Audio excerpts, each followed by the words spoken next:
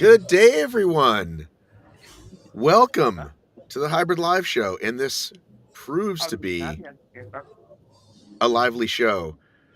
We've got many guests joining us from around the world today. So many comments came through my little inbox. Right now on the call, Matt Kemp in a hotel in DC, and coming to us live from an airport because he's that committed to being part of this conversation is, I'm going to see if I can get this right, Charlie Ewan Fraser McGregor Botterill. Is that correct? He's frozen. I went through all that trouble, and he's totally frozen. What a bummer! Solid reaction if that's how if you were right or wrong. I mean, it's a long name. Charlie. Damn you, Charlie. And he's actually got a Scottish flag behind him. Do you see that? Or is that the England flag? I don't think that's either. I think that's it's somewhere between England and Scotland. I'm gonna have to look this up now. Well, listen, we're gonna start with you, Matt. We've got people coming on the show today who were there, some who weren't there, and we want to hear their opinions, though. But by the way, chime in. Oh, there he went. Chime in. I said his name wrong and he bolted. Go ahead and chime in to the comments. Those of you that are joining us, let us know where you are checking in from. Matt, you were at the race, and let's go top level. Top level. You raced twice. You head judged. Over. This is your probably 10th or 11th HYROX venue weekend you've been to. 10th and 11th races. 10th and 11th. So top level, vibe, venue, the whole schmear. I had a great time. I think this is the best convention center that HYROX uses, the DC one. It just has like actual restaurants inside, and like different spaces. Might be one of the larger ones too. Like they had like a separate hallway that went to the athlete starting area, and you could probably do all your running in there. It was probably it was the same length as the long rectangle. Basically, you had to walk around the whole venue to get to like the warm-up area, and the warm-up area was the largest I've ever seen. So from the venues like this, the venue here is supposed to be pretty good. I do think what was it? The track was pretty packed for doubles at the start. When I started doubles, I started at 650. So I think people who had doubles maybe the track could have been a little wider now that we're getting so many people. But overall, I thought it was pretty good. Rock Zone was long. People were saying the running was felt long. But I thought the vibe was great. Energy was great throughout the whole day. Even Sunday, I raced at 7 p.m. on Sunday, and there were still plenty of people cheering, coach doing his thing up there. So I thought the overall vibe was good. I don't know, it's one of my favorite venues, to be honest. All right, Charlie, checking in with you. What was your thoughts on just kind of top level overall? You've done like 50 races, I think, right? Yeah, I've done way too many to count at this point. I thought it was a really good course. I really enjoyed it. I think having it so open was really nice, especially on the runs. And everyone adhered to the fast and slow lane, which we don't often have in the UK events. But I thought it was really well run. Like big rock zone, big run course, and then all the stations really well laid out. So if I'm honest, it's probably one of, if not the best courses I've been on. Yeah, so we were saying, by the way, you might want to mute Matt when you're not talking because we're getting a little bit of the background noise. We got that in Vegas. We got that that the warm-up area was separate. You kind of went into the warm-up area, connected directly to the hall, and so you didn't have to go all the way around to find it, which I think was great. And it also was, I think, what Matt said, the food vendors were like all right there. So I think Vegas to me is the best venue so far. But I know, Charlie, you came specifically to talk about a couple things. But I look back at some of our older messages, and we've talked about a couple of items. I don't know if you recall when we talked previously. Oh, you're muted. I probably will do once we start talking about it, but at the moment I can't really think of what it was. I said you had something up about breaking the British record, and I said, but if I break a record in Manchester, is it a British record or an American racing in UK British record?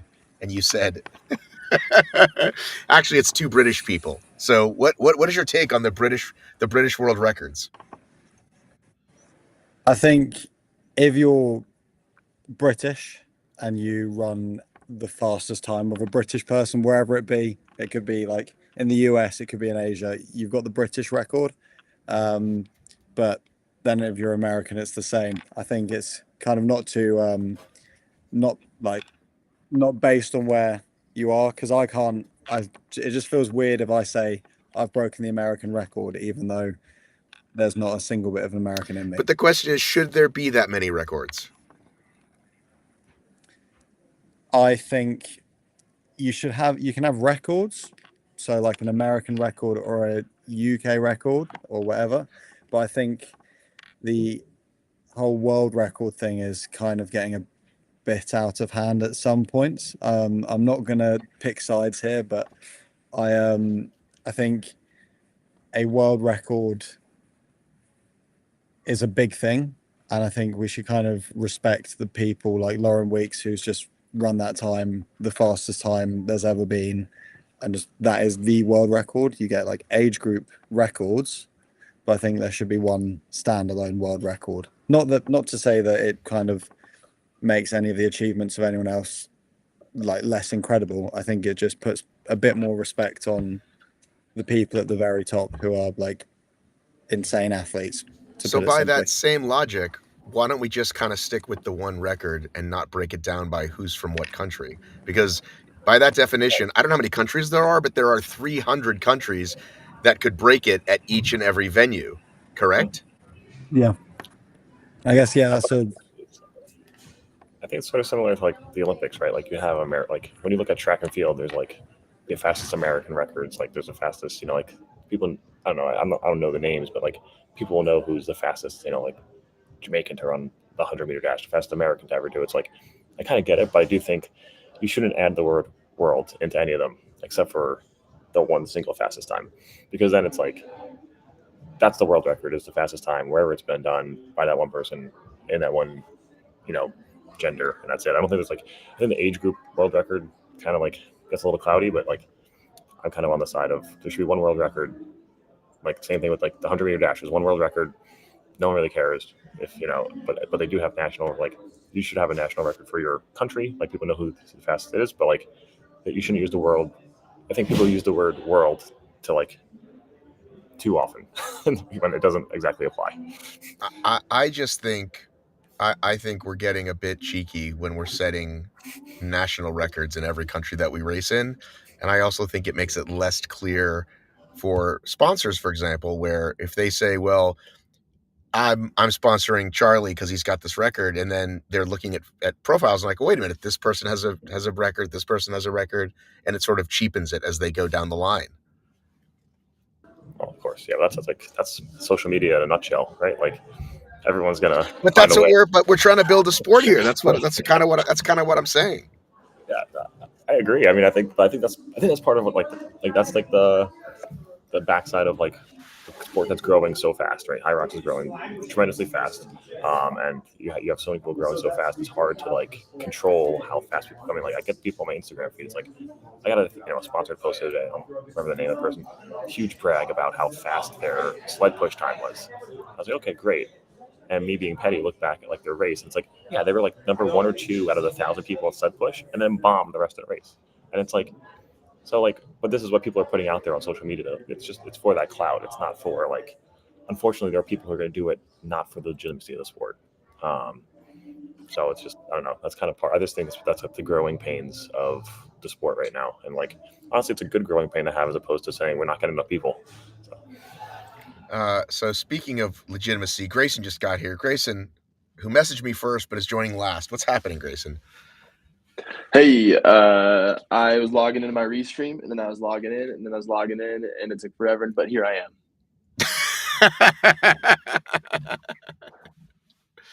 Grayson, were you watching the athletes, the action this weekend? I was following along, yeah. I didn't get to see anything live, but some awesome results, fast times, amazing people. Who did you have a bunch of athletes there? Is there anybody particular you had your eye on or your ear on? I had some of my own athletes, a lot of age groupers, a lot of athletes with the goal of finishing their very first HYROX, and they did that. Oh. So I'm pumped. really amazed at the super fast times coming out of the top end on the men's and women's side. So some speedy runners.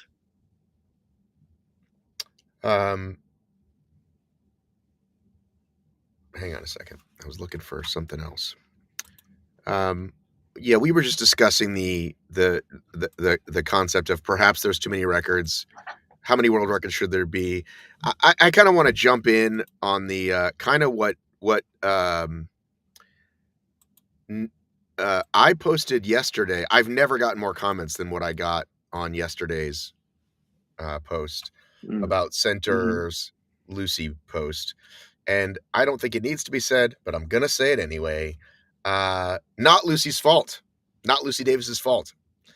I mean, fucking yoked, right? Super fit, super fast, super big Instagram profile. But Center, which is I don't know if you want to use the word title sponsor, but they're providing all the equipment.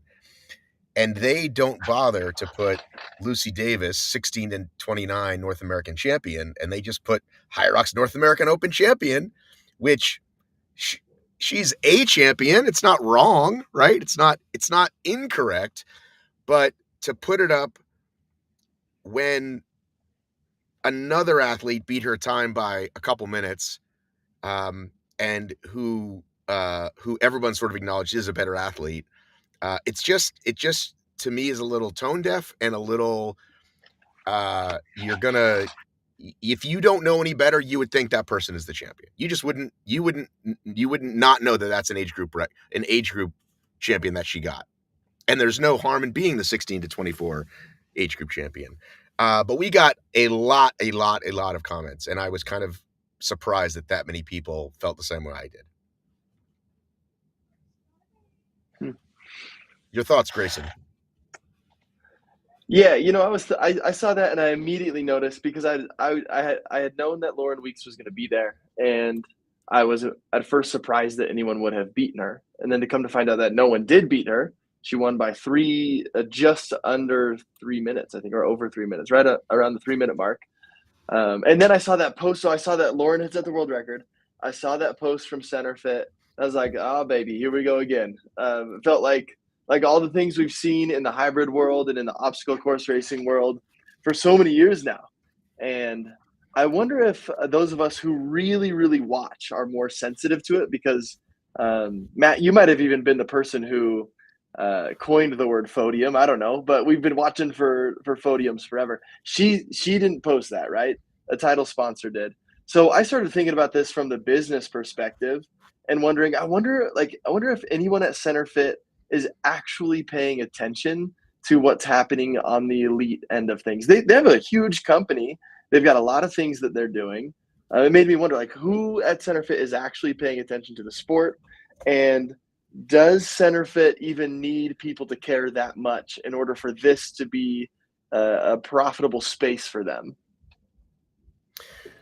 Well, first of all, I know you want to say something, Matt Kemp, but I do want to say I'm 99% sure I coined the term podium, but Josh Chase and I together used it so much in a weekly basis that very quickly it became a universal term in OCR. And so I will give him equal credit, my former co-host, even though I think I said the word first. I think it just rolled off my tongue in a beautiful way. But that's a great point. Maybe the person who's in charge of social media didn't even know. They're just like, hey, she won today, make the post. And then they have graphics of her and they make it. What were you going to say, Matt K? Well, I think my thought / hope is that, like, Center Fit's, I think, like, they're kind of riding the coattails of HYROX a bit. Like, they have a huge brand, but it's like, I mean, I can't tell you how many gyms that are HYROX partner gyms now that all have bought Center Fit equipment. So, like, I think a lot of their growth is because of HYROX. So if they don't have anyone who's in tune with the sport, it would kind of be somewhat, like, I don't know, ignorance the right word, or just like it'd be a miss on their end to not be more invested in the sport and the growth of the sport itself, when, like, it's directly tied to how much, like, the F45 I work on, this just got Center Fit sleds, like, you know, and I'm sure tons of other gyms doing the same thing. So, like, I think they have to be tied to the sport. And someone needs to be tied to that. I think what could have happened, I think, like you said, like, it could have been like, hey, someone who's, you know, not as tied to the sport is one creating the post, who's like the social media manager, whatever it is. But that's a kind of graphic that's probably created ahead of time and probably got approved. Like, hey, you think she's going to win this weekend? Have this ready to go by Friday. someone should have proofed it and said, okay, when she wins or if she wins, this is what we're posting. And someone there should have been saying, hey, if she wins, like, are we going to put age group champion? Are we going to put this, so I think somewhere in the line, someone had to clear it saying, oh, we're going to put North American champion, or they thought, hey, if she wins, they said, hey, if she wins, post this. And the person who's taking care of the actual job doesn't just saw, oh, she won her age group, doesn't know the difference, So there's like a little bit more, I think, that needs to be tied into the sport. My gut is that I think center fit has to be pretty tied to HYROX. Like they're so ingrained in the sport at this point. It's almost like Rogue with CrossFit at this point. They were kind of like Rogue became almost bigger than CrossFit now. And center fit has the opportunity to do the same thing if they stay on, if they stay focused a little. So Charlie, Lucy's in my feed, but she wouldn't be if I didn't follow HYROX. She's a relatively large UK influencer. Do people could you describe, I don't know, the overall feeling? People are just like, oh yeah, that's Lucy. Or has there been pushback already with her about HYROX? I kind of meant to ask you that earlier. And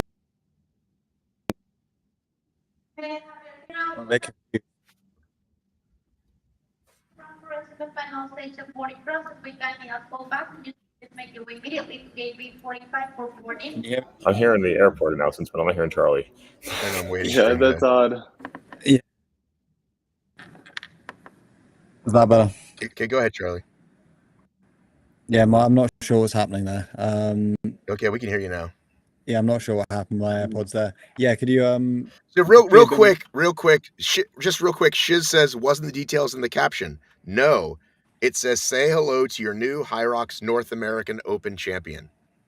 So excited to celebrate our century. Oh, there it is. There's with her age group and new personal best. I think they added that later. That was not there before. Yeah, I think that was even later if it too. was, and even if it was the first time, it's like when somebody posts, I won the Spartan race, and doesn't say age group in the caption, and then they say, yeah, but it says it on my medal, so you see it. So I don't give that one a pass. And I'm almost positive, I'd have to go back and look, but I'm almost positive they added that afterwards. Go ahead, Matt. Charlie.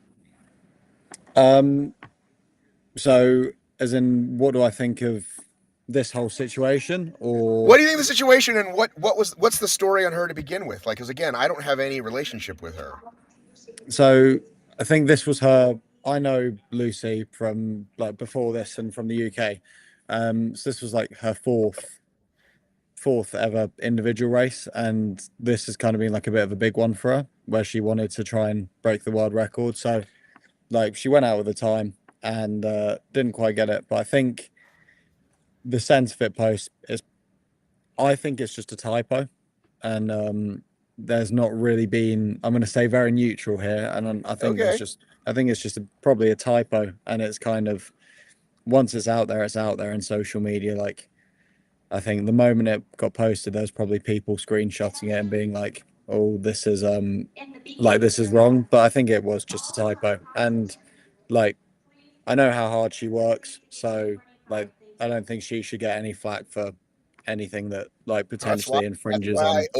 That's why I led with my opening statement that I wasn't blaming her at all, and that I was putting it on the hands of the sponsor. I appreciate you saying that. Mm-hmm. I just didn't know overall in the community if people had known she was well known enough even before HYROX. Oh, yeah. I think she's been very well known on social media for a while, because she's done some pretty crazy sporting challenges and wants to do even more. She's got a last man standing competition in a few weeks' time, and all of that stuff. So she is she's one hell of an athlete, and I think she's kind of gone from an elite swimming background, I think it was, when she was younger, and has just kind of carried on with that, and is now entering into HYROX, because she used to be the open world record holder. She broke it in Manchester earlier in the year, and then it's since got taken from her in Vienna, and then Lucy Proctor in Glasgow. So she did actually used to have the world record title as well. So she's definitely well known in the UK. Grayson. Yeah. What are your thoughts? Man, my thoughts go to the industry kind of as a whole, and probably because of an experience. And I think I talked about this experience last time I was on, but when I was in Houston for that doubles qualifier race, Tia Toomey and Lauren Weeks were pushing sleds side by side, and a dude taps me on the shoulder and says, "Hey, is this the women's pro heat?"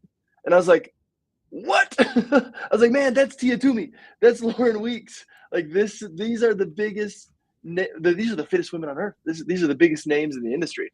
And since then, and after seeing this with CenterFit, it makes me wonder, like, are we the ones that do we care the most, or and if we do, which I think we do, who else cares? I think we have people who are going to message you. I'm going to notice when maybe someone's given a title of champion without the clarification. We're going to notice that. But are the 11,000 other people that competed over the weekend even going to care? And does HYROX need them to care? Does CenterFit need them to care? I don't know. I don't know if HYROX needs everybody to care who won. I have athletes that I know were there this weekend, loved their HYROX experience, and couldn't tell you who won, you know? Yeah, I think that's a good point. I think that's true as well. Like obstacle racing, that happened a lot, where like there were a lot of people who came over raced to open, had no idea who won, and I think that's fine. I think that's where the sport actually grows. I think we've talked about, back in the days OCR stuff of like, that's where the sport grows. You get more open people, then you get more competitive people, and it kind of grows the sport. As long as I think the good thing about this difference is I don't think HYROX is at all participating in making these world records, right? Like they're kind of hands off on like, hey, if people want to call themselves a world record holder, like we're not going to stop them, but they're also not like encouraging it, which is good. I think, which keeps it, I think, more legitimate. Like they have their Elite 15 leaderboard, and that's pretty much the only leaderboard they're really caring about, and like as far as like being posted after the race and so on.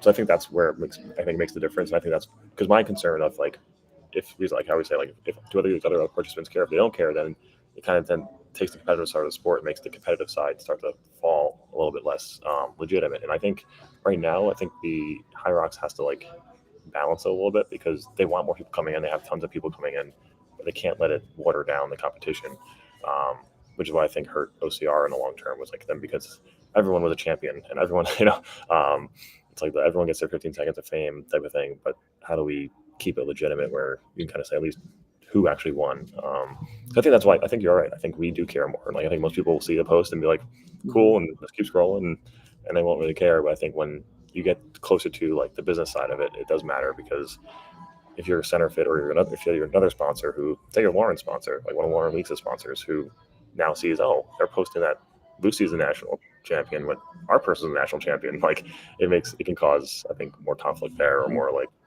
hard feelings if you have, I wanted to find the comment because somebody sent it to me. They did a really good job explaining it. They're like, how do we have a sport with a regional championship with zero qualification, right? So we have qualifications for world championships, but national championship, it's literally just an open race that you happen to win. Now, if the sport is doing a good job, some pretty good competition is there. The field's thicker than it would be at a less attended well race, right? Malaga, maybe, right? Or Malaga. But they said it even better than I did. But even that I'll kind of give you, but I think like if that's where we want to go, if we want to have regional champs, then that's earned, right? And then maybe that leads to the world champs, maybe it doesn't, maybe they're completely separate, but at least have it mean something. And we're at the point now where it's like this race last year was the North American Championship, although it was actually called both, because I looked it up. It was called both. Like the medal said North America, or the medal said America, but they had called it North America. Do you remember this? I thought the medal said North America. I don't have it I have it at home, but I don't remember this. I thought it was called the North American Championship. Right, but it was called the U.S. Championships leading up to it. Oh. Well, I don't think they had any races anywhere else, right? They didn't have a Mexico or Canada race with last year leading up to it. But I think they may have announced the race at that point. So right.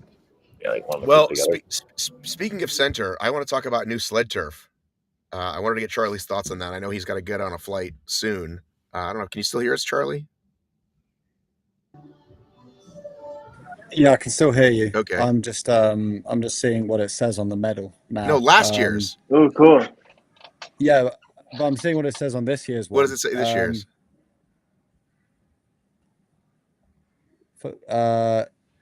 Just North America. Open North American Championships. Does it have your age group? I'm not sure if that's... Does it have your age group on there? No. It's a gold medal. Tell everyone you won. It's... Charlie, hold that thing up so we can see it. Ooh, it's nice.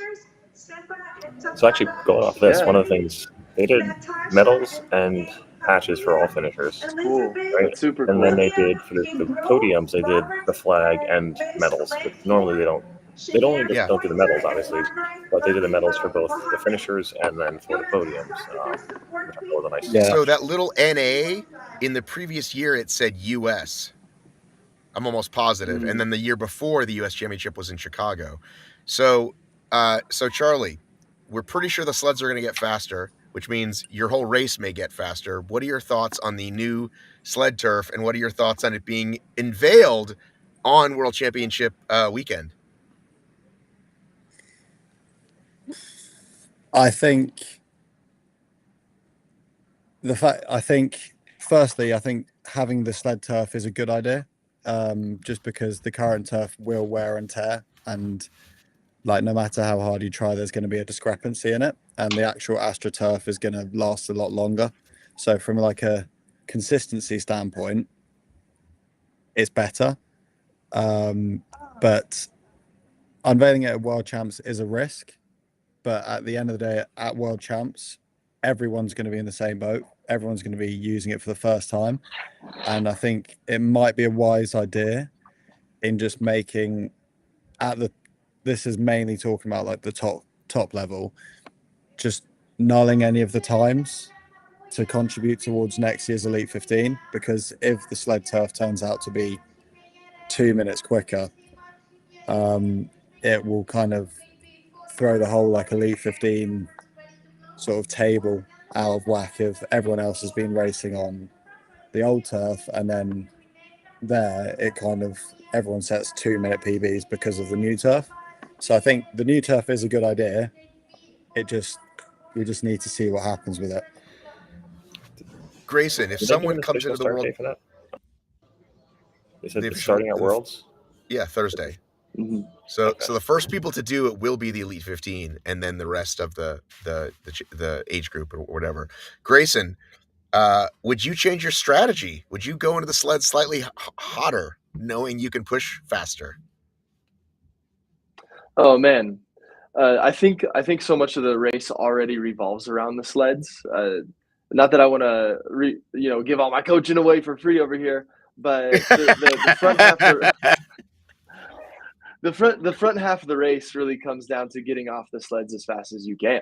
So, and I think Rich Ryan talks about this at great lengths, and we saw it in a lot of in Glasgow. We saw him coast the ski, get off of there was it 40 seconds slower than Hunter McIntyre, and then he punches the sleds. And then survives the burpees. And for surviving the burpees for him is very different than surviving the burpees for the rest of us, because it's lightning fast.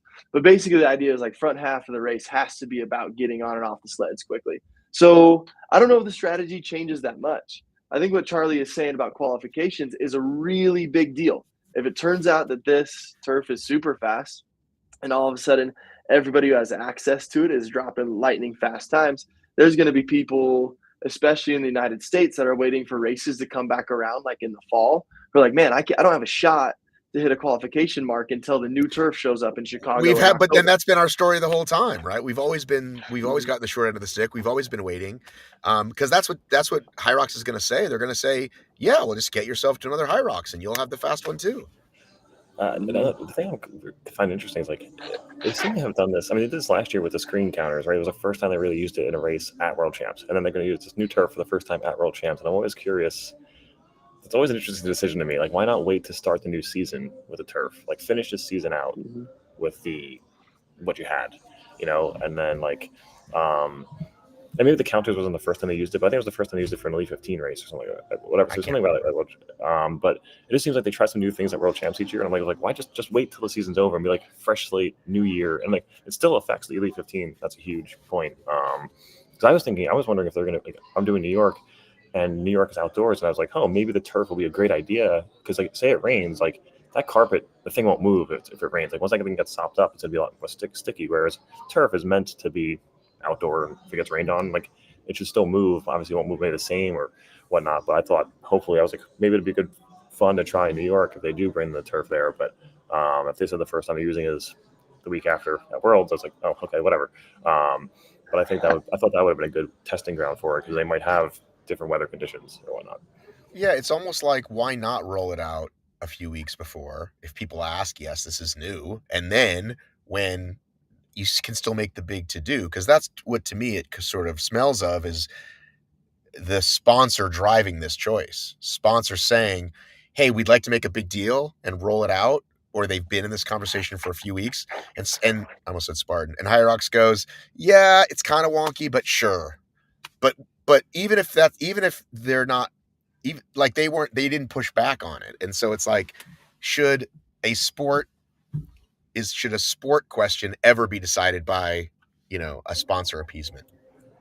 It's a good comment from Cheryl too. So like Tekka did the same thing at Worlds with tanks. Like yeah, it's like it's interesting. It just keeps happening. But I guess it does bring value to the Charlie. It does bring value to the sponsor, right? If you could say like World Champs or whatever race is going to be your big next event. I guess I'm hoping they get this. They're probably getting the sponsor to pay a little bit more for that.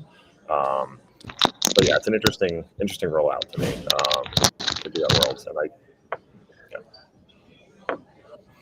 I think it's certainly more of a business move than it is a racing move, right? That says we've seen it over and over again in this sport, especially. So in my gym I've got one center fit sled, and I've got the sandbags, and people are coming from across town to push that center fit sled. I'm serious. I'm dead serious. So I could see it's a great business move on. How many streams do they have to cross though? Because you're way out there in Idaho. How many streams and valleys do they got to cross? Yeah, multiple streams, multiple valleys. They got to catch a ferry. You have to ride a mule. No one even knows what a mule is. Yeah, but once you get off that mule, get into my gym, push the sled. So the turf makes sense from a business perspective. There's going to be gyms that buy up that turf. There's no doubt about it. Here's the curious thing. I think the community has decided there's two reasons that the current carpet is a frustration. One, if you're one of the first athletes in and you're near the edge of the carpet, it might wrinkle on you and bind up underneath the sled and be harder to push. And then the other reason, people think that moisture levels affects how hard the sled sticks to the carpet. So they're saying in more humid areas, the carpets are typically slower. So I'm curious to see if the turf has any issues like that. I think the turf is not going to wrinkle under the sled as much, so it's going to be faster. If it's the same turf that's been in the warm-up areas at the American races, it's pretty grippy on the shoes. And then the last thing is, I don't know if the moisture content is going to affect the turf as much, because turf typically has a little bit more plastic in it, which makes for an easier sliding surface. I said the turf usually is like one of my old jobs. I used to work at like an indoor sports facility, and we'd order turf every few years. And yeah, like you can definitely stretch it out. And I think they'd more so be able to have like rolls of turf, like you see like when they have new sods of grass, and that's what they'd roll out for the week, and then roll it back up and bring it back, and they can transport that. But also like with turf, generally, even indoor or outdoor, usually has a little bit more of a usually you have to put like a padding underneath it. And I'm curious, like based on the warm-up areas, it feels like there is a little bit of padding underneath it, or I'm not sure if the turf is that thick, but either way, that lets the moisture get through, as opposed to the carpet, which the moisture like absorbs. Which I think is the bigger difference on where weeks, like what Charlie was saying earlier, like these times could be much faster just because you don't have that kind of. Maybe we're getting too scientific about it, but is it possible? The sleds are so fast, right? They're just insane all weekend, and they go, all right, well, starting the next race, we have to add a plate because this is just, we've essentially made the station moot. Do you think that's possible, Grayson? Man, I had that thought. I really did. They said in their post, they've tested it like 2,000 times or something like that. And I think that just means it's been in the warm-up area, and that's why they can say that. That was my guess what that meant. Yeah, that could be it. They said it moves comparably to their previous carpet. So Maybe they've done a lot of testing. I have enjoyed being optimistic about HYROX recently, and seeing the way that they seem to be thinking uh, on behalf of athletes. So in the long run, yeah, I think if it ends up being really fast and they decide it changes the race in a way that they don't like, if they want it to be heavy and they want it to be if they want there to be a delineation between like an open race and a pro race, sure, they could throw another plate on there.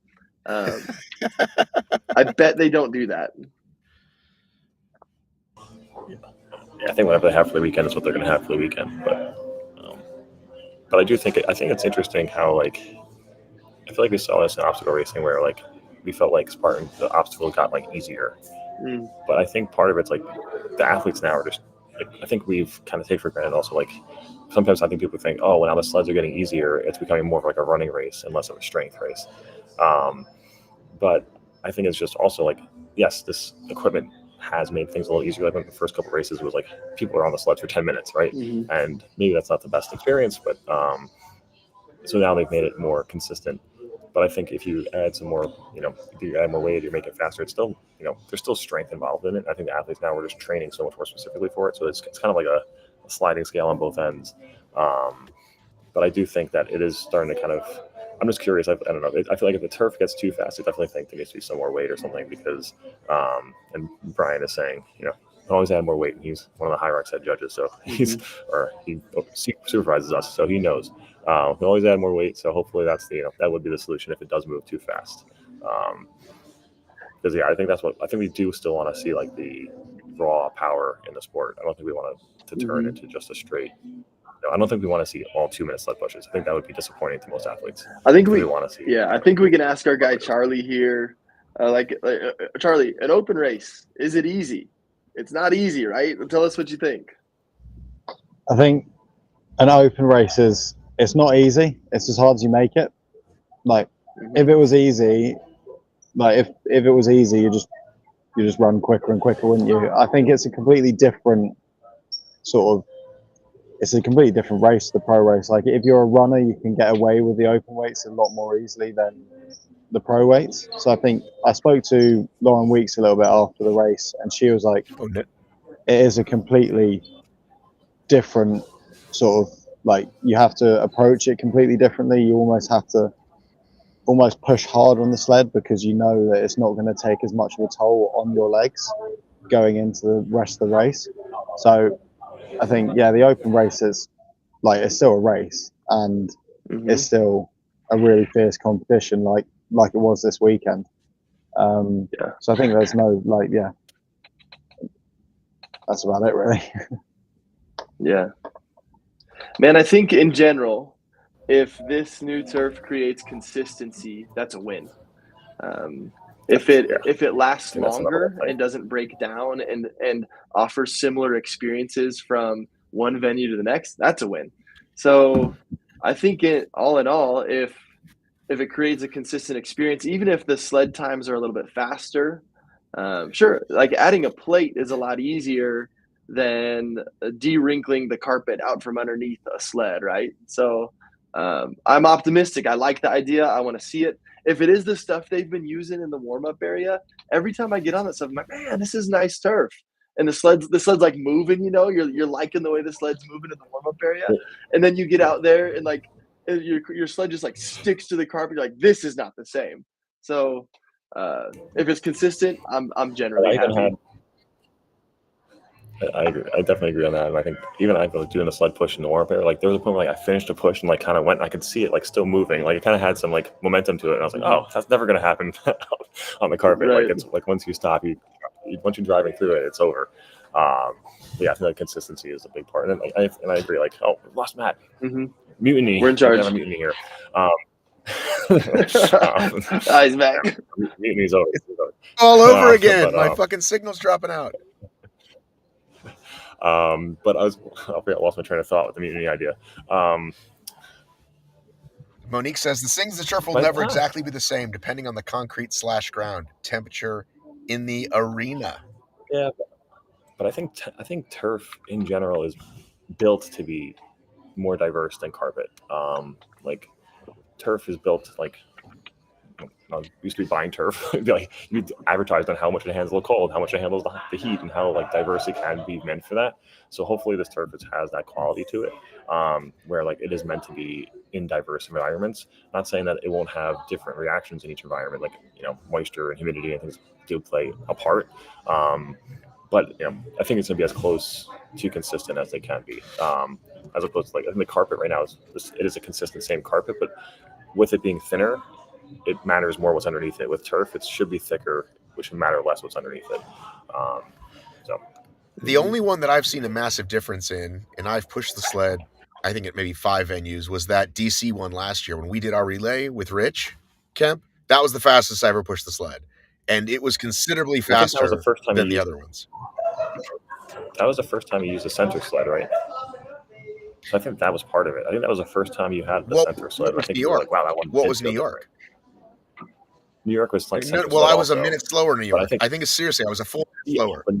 But I think New York, the outdoors made a big difference. And like you're on the water, like we were like surrounded by moisture, and it was outdoors. Like I think the outdoor environment. That's like part of the reason I didn't sign up for pro in New York was like I'm going to just do more for fun. Like I'd rather race earlier in the day and have fun. Whereas like racing at night, it doesn't feel like as even of a playing field. That outdoor venue, it's fun and it looks great. But like I heard nightmares about the sled from people running pro where like it was stuck and didn't move, and like it was like because that was like a big part of the moisture and things of that sort there. For what it was first center sled, but Hybrid Engine does everything. He says Fort Lauderdale was the first center sleds. Well, I think that was. But I'm saying I think Chicago was the first time Davis pushed the center sled. That's why I think it felt easier for you. I think last year Chicago was the first time you got to see it. So that's why I'm thinking you were like, oh, that felt so easy. And I think you got to use them again in New York, but I think the New York venue was more the problem there. I mean, it'll be very interesting what they see because back, Anthony and I have spent a lot of time talking about this because it was back in Vegas where they did, in fact, change the weights of the sleds. So I've heard even more of the story as more time goes on, more people come out that they got to America and the sleds were not nearly as easy as they were in Europe. And so they were like, we have to change these or it's not fair to the Europeans. And so a elite 15 athlete that should remain nameless said, hey, let's just talk to all the athletes and we just agree to keep it. Let's not change it. And they didn't. So they took plates off for the World Championships because it was causing too much of a problem. So if this makes them too easy, I could see them adding weight back. But back then they also could do a lot of stuff. Like now it would have to be a public conversation. Back then they just kind of did it under the radar.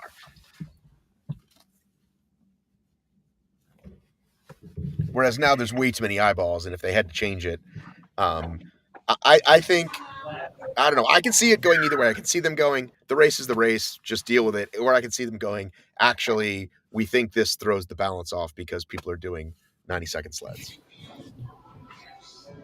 Well, I think that's what's going to happen I think for Worlds, it's going to be what it is. I think what Worlds that weekend, their own was turf out. I think like they probably have an agreement with Center, like we're going to do it this way. Center can say, hey, our turf is fast or whatever. They can make it into whatever market they want to. And then that's the end of the year. They kind of close the book on 24-25 season. And then they can open 25-26 saying, hey, with the new turf and our testing or whatever they want to say, we're adding a plate like for the 2025-26 season. Like I don't think they're going to do it. Like I think, like you said, there's too many eyeballs now for them to get away doing that mid-weekend. I think it would be. I also think like this is the last year you have open qualifiers that can qualify for Worlds, right? So you have people who maybe qualified during the open waves, may or may not have gotten to do a pro race beforehand. Now they're going to do that pro race, and like maybe they had people struggling with the sleds because the new weights when they moved to their first pro race, and now it's like that takes a little bit of the obstacle out of it, gives you some faster times at Worlds, a little bit of a confidence booster as you go into the next year. But then next year, obviously, everyone has to be pro weight. So it kind of, it could be a part of that. That could be like their saving grace to them. Like, hey, we have a lot of people who qualified and open. It's their first time using pro weight, and it'll be faster.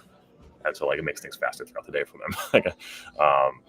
But I don't know. I can't see it. I'd be surprised if they moved anything midweek. I mean, not saying they wouldn't, but I just feel like it's a hard change now. It has how much sports grown. What are the chances that you qualify for the World Championship next season, Matt Kemp? I feel like it gets worse and worse. I don't know. I mean, it definitely gets. I mean, the actual odds get worse and worse. I just feel like I keep getting closer. I get worse. You and I already talked. I did want to talk to you about your race, and you had I think you jinxed yourself. You gave yourself the jinx. You said I got 7 races faster every time. And then what happened this week? Just honestly, I think I said to myself, I look back at my training. If I was coaching myself, I'd be like, yeah, no shit, you didn't get faster. Like I was in PT for like 6 weeks with a hamstring thing, so I wasn't running as much. And then I was like, my work, I didn't have over the last like 8 weeks. I think I had maybe 4 workouts that were like over 65, 70 minutes long, which is up my HYROX time. Like I needed to be doing 2 80+ minute workouts a week if I really want to like be improving. Like one's a long run and one's a HYROX specific workout. And so I just think for me, it was just, I just didn't have enough, volume of work over the last few weeks. And for me, I think actually I ended up running doubles again on Sunday, which was nice because I just like filled in. Jeanette needed a partner. Great. I'll jump in. Like she was looking around like 5-minute kilometers. I was like, I can do that.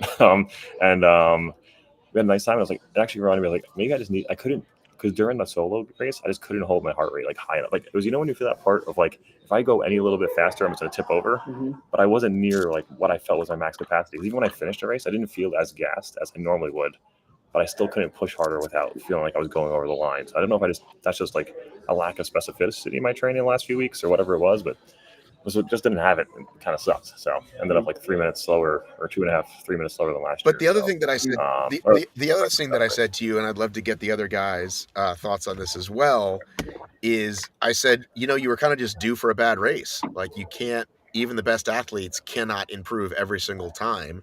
You're going to plateau, and the only other way you can go besides plateau is down. So I was just like, you're kind of like when someone is like 0 for 21. It's like, man, they're due for a base hit. It's like, this is the opposite. You were due for a down race. What do you think about that, Grayson? Would you tell that to one of your athletes if they had 7 races in a row and then one kind of wonky one? Yeah, I think you're clearly onto something there. I don't know if I'd use that language when coaching people. I wouldn't be like, well, you're due for a bad race, because I don't want that to be in their after head it happened, not when it happened, but wait till after. Yeah. My dad was my track coach and cross country coach, and still like comes to my hybrid camps. And so for the last 30 years of coaching, my dad, if someone has like a bad day, he's like, good days and bad days, and he just like leaves it at that, But it's kind of the same idea. Is like, yeah, you could be the best athlete in the world, and you're not always going to have good days. So, I'm trying to think of like, hey, what pro athletes do we know of that always seem to be having good days? Lauren Weeks, but we're not all Lauren Weeks, But Lauren got beat by Meg. Lauren got beat by Joanna. I don't know if she would call those bad days though. Yeah. I still think she's like, but again, she's still like the only one, right? Like it's still like, I mean, even like you look at Hunter, who had a bad day last year at Worlds, and like you look at other people like. So I was trying to be, part of me is like thankful I've been able to keep racing and gotten better, so much better over these like last few years. But it's also just frustrating to kind of. I think my goal was, in the frustration for me was like I put all my eggs in a basket wanted to put all the eggs in this basket for this race, being like, hey, I think this would be my best chance. I think I have a better chance at qualifying at Open than I do at Pro. Based on like my skill set, and I couldn't put in the training block I wanted to, but then I was like still trying to hope, like obviously going into the race, you're like still anything could happen, like catch lightning in a bottle, and go out there and see what happens. And then like I was just running, and I was like, I feel like this is where I should be running, and I'm looking at my pace, and I'm like, shit, I'm not running fast enough. It's like it's just kind of all comes together. So yeah, but it's not a good weekend. I mean, it's not a good time. I think the race was. I think the course setup was good. I think the run felt long, and that might have just been because of me. A lot of people did say the run felt long that I talked to as well. Even though we did have some fast times at the beginning, I'm not sure. I'm curious of what the overall Open times were. Just for people who like like whether, I don't know if Jack he put some data out about Open versus Pro data, but I'm kind of curious how this course was time wise. Because the runs felt like they were long straightaways, so I thought it'd be like a fast run. Like you have 2 long straightaways, it's only 2 laps, but the rock zone was like massive, which was like it was probably from the in to the out. Like every station was in order, which was good, but the in to the out might have been 200 something meters. I don't know. Maybe Yeah, like that's what Vegas 150 was meters. like too. Did you experience that, Charlie? Did you think it? How did you think the track was? Yeah, I thought the rock zone was huge. Like, I think my rock zone time was, I've just got my splits up here. It was 4 minutes and 18 seconds on my solos race. And I wasn't going slow on those. I was like moving quite quick in the rock zone. And then if I compare it to my time in Rotterdam, where I was slower overall, my rock zone was, I think it was a minute quicker. So it was a pretty big rock zone. But then the runs were quite quick as well. So I think it kind of balances it out. Maybe the run track was just under a kilometer, and then that meant that they had to push the rock zone a bit bigger just to make it that 8.7k that they always aim for. So I think it was good having that wide open rock zone, but it did make it a bit harder coming off the ski and seeing how far I've got to run to the out.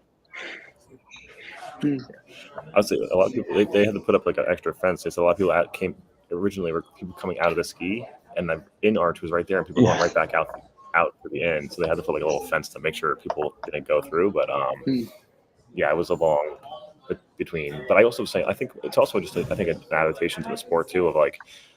When I first saw the video, that the HYROX, like the Friday night video, they always post like the drone flyover of all the things. I was like, holy shit, there's like 100 ergs in here. And I mean, it was like, I think there was like 50, I think there were 55.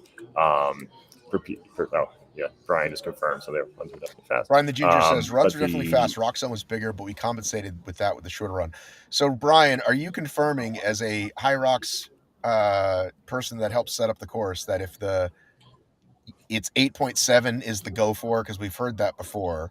So if the rock zone's massive, then the track is slightly shorter.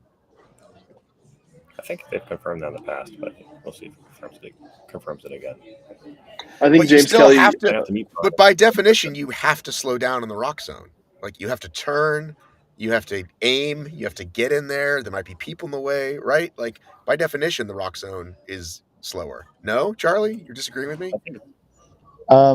Normally I'd say yes, but this weekend the rock zone was so big, and the in arch was along with the flow. Apart from when you had to loop back around for the ski, the in arch was like with the flow of your run, and then the out arch, apart from when you were at the farmers carrying the lunges, was also with your run. So normally I'd say yes, but this time I could kind of just literally stay at the same pace all the way through the rock zone. So here's a thought for a piece of content. Brian, I want you to push this up the chain, and can't believe they haven't done this. They do take the time to do this nice walkthrough every time, right? And new people love it. They get hundreds or thousands of people to watch those walkthroughs.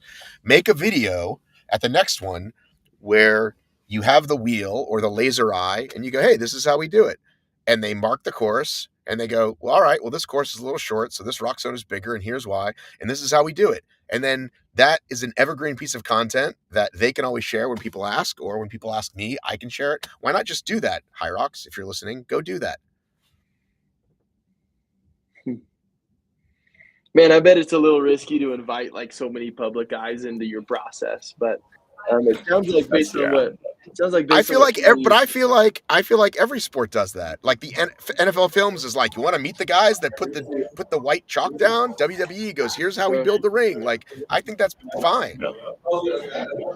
Sure. Yeah, I think it's actually an interesting thing. I think it'd be interesting to figure out, like, kind of see how they do it. Obviously, it opens, and I think, it could open up to like criticism, but at the same time, it's like if it opens them up to it, like. It's only going to be people who really care like us again. Like the general public is like, oh, this is cool. They actually care about doing this, and they're not going to go too much further. Hey, we should read that hybrid engine comment that just came up. It says 8,700 meters plus or minus 10 meters combined run in rock zone. So they're saying it might be 86.90 or 87.10 or 87. Yeah, this does not include the distance within the station. For example, 40 ski ergs in a straight line, you have to run around versus 3 rows of the ski erg. I was thinking about this at UK events on the sled push, like just because of how big it is, we've got like 50, 60 lanes. But at a Polish race I've been at, there was 30 lanes. and I never knew if they accounted for the extra 30 lanes in that distance as well. Because when you're looking at seconds, 30 lanes on the push and 30 lanes on the pull, that's an extra. I know it's only probably 80 meters, but it's 80 meters. So no, that was quite a useful comment for me. So sorry for butting in there, but No, I like it. Does this help future competitors, the HYROX brand? Yes, it does. It helps explain it. And especially if they've done one and they want to do another one and they're like, oh, my times were slower. Are the courses the same? I think it's a great piece of thing. Yeah. So they're saying the in from the in on the rock zone to the start of the station is the time. The distance. They're not saying plus 40 ski ergs in a row, which is an additional, right? However many meters. Yeah, because I've noticed that, and that's time, fine. Like, I'm okay. Like, I'm okay with that. Maps, I'm okay with that part, I guess. Because you'll notice, like, if you have one line versus back to backs, like I remember, like the first time doing skis, I'm like, I remember a row, and I was like, I thought I was rowing at like whatever pace, and I was like, I shouldn't have taken 35 seconds, and I was like, oh, it was like one long row of rowers, whereas when it's back to back, you save 10-15 seconds there. So it is a little bit, you have to keep that in mind when you're crunching your rock soft or whatever high result data, wherever you're going with those splits. And hey, I'm trying to get Cheryl in here. She was also there this weekend. Cool. When is your flight, Charlie? I thought you had to go at 6. Yeah, I came through security to start with, so I was going to do it the other way around, but I just came here a bit earlier and got through security, so I've got a bit more time. I'm glad. I'm just trying to just see where you were at. Hey, did I miss the part where you guys asked Charlie about his race? I bet that happened at the start. We haven't yet. I was trying to. First, I was trying to pronounce his name, and then he dropped out. Okay.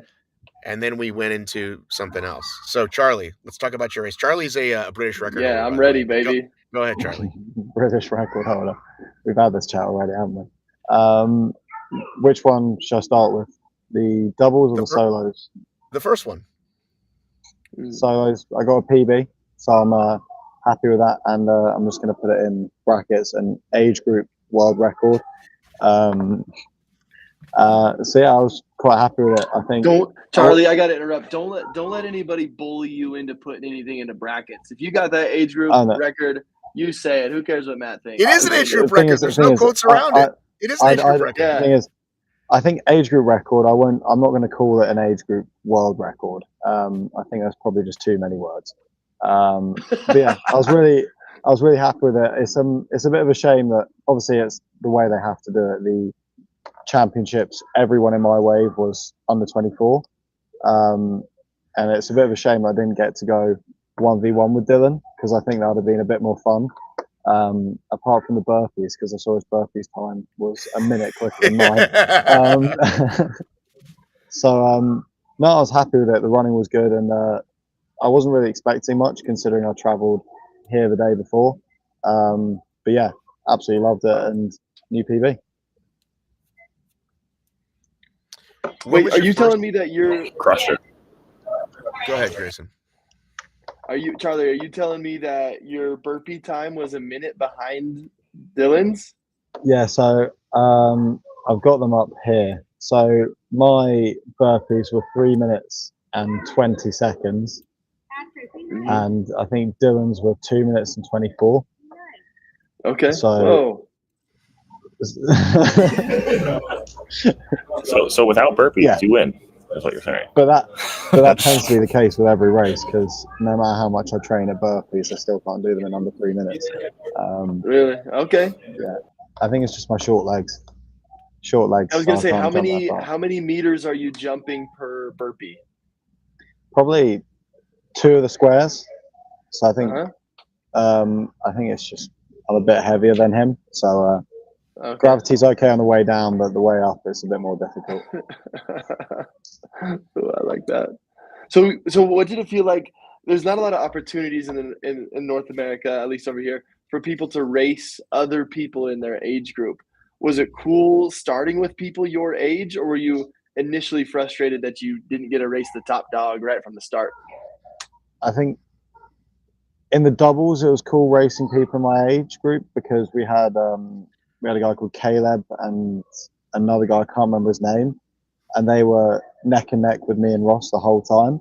But in the solos, like it was a solo race for me, pretty much, like being the first wave of the day, and I had quite a big lead coming off the ski. It made it quite difficult to kind of keep on pushing because there wasn't really anyone there to push me. Totally. But like that's what you have to expect with sorry, there's a screaming kid in the corner over there. That's what you have to kind of expect with any of the championships, whether it be the Asian, the European, or the North American. You've got to be with your age group, and if you're in a strong age group, great, you've got a race on your hands. If you've not got a strong age group, you just do what you can. Sure. Hang on, let's make sure we have Cheryl before Charlie tells us about his doubles race. Okay. I think I see her. How's it going? Can you hear me? Are you in the passenger seat, I hope? I'm in the passenger seat. Don't worry. Somebody else is driving. But yeah, it's been a day. Oh, She's sorry, gone. that was a mistake. All right. She's Well, back. let's have you turn your camera off so you come in slightly clearer. And Charlie's going to tell us about his doubles race. Then we're going to get some your experience. But go ahead, Charlie. Who did you race with? So I raced with a guy called Ross Walker. So it was my third race with him. So we did doubles in Poznan in November time, and then doubles in Glasgow 2 weeks ago. So we were both out here for the solos races, and we thought we may as well do the doubles together as well. And you, where'd it go? I just had it up here. You won in a time of 50:04. You beat Caleb and Gabe by 54 seconds, and you beat David and Dylan by a minute, and you beat Mike and Tiago by another minute. So you guys crushed it, man. Yeah, it was quite a tough race. I think doubles for me is probably my strongest race format, but then it's also the hardest because I was having to finish the stations just because that's the strategy we went with, and going from that way into like you're beyond your threshold running pace, it kind of made it really difficult, but we just about managed to hang on, and we're actually behind Caleb and Gabe from the sled push to the row, I think it was, and then we overtook them in the back half. But yeah, the doubles is brutal, but it was good fun. So who's leading the pace on these 3:20 laps? It looks like.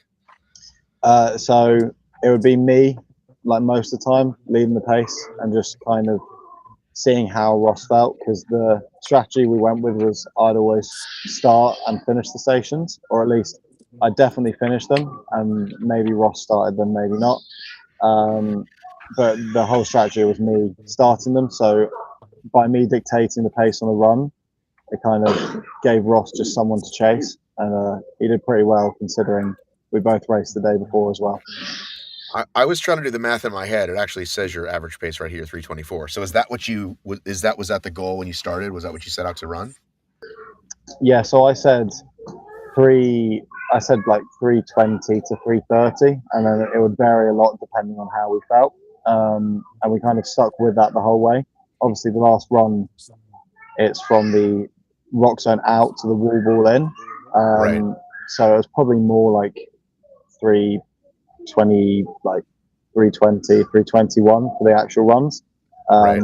But yeah, we just wanted to, running's the strong point for me, and probably the strong point for Ross as well. So we wanted to really try and push that and then almost hang on the stations.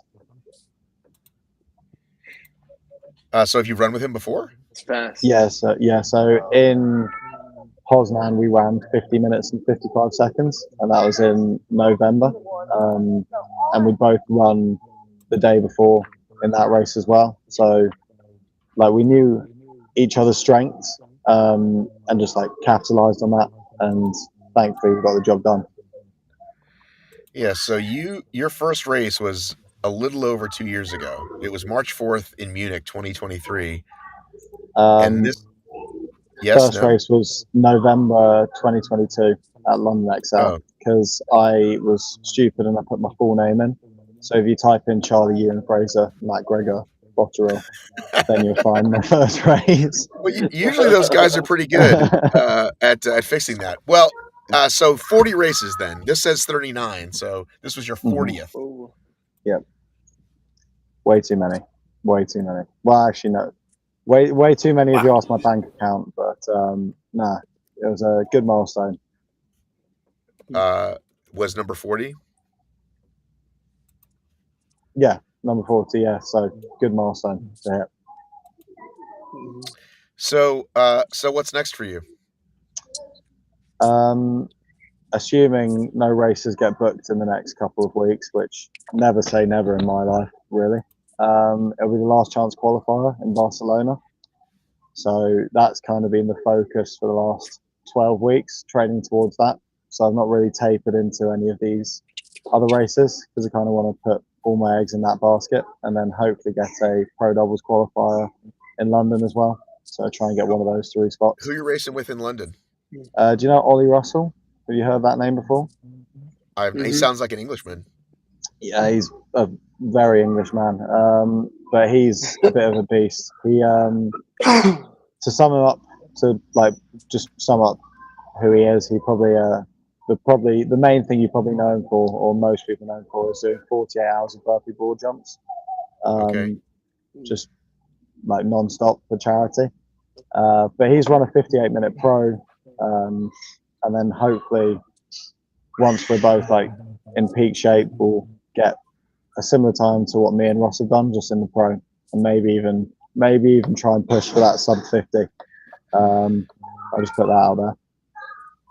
All right, well listen, we're gonna let you go because Dave has arrived and we're gonna get Cheryl back in here. We don't want it to be too crowded. So Charlie, is there any place you want people to find you? I only really use the Instagram, so Charlie_EFMB, and I'm not very good on my phone, but if anyone's ever got any questions, feel free to drop me a DM, and hopefully I'll be on a few more of these coming up because all I seem to talk about is HYROX at the moment, and I'm enjoying it. So yeah, that's about it really. All right, thanks for coming on, man. Talk soon. Perfect. See you guys later. Bye. Thanks, Charlie. All right, joining us from Canada, it's Handsome Dave. How's it going, Dave? Good.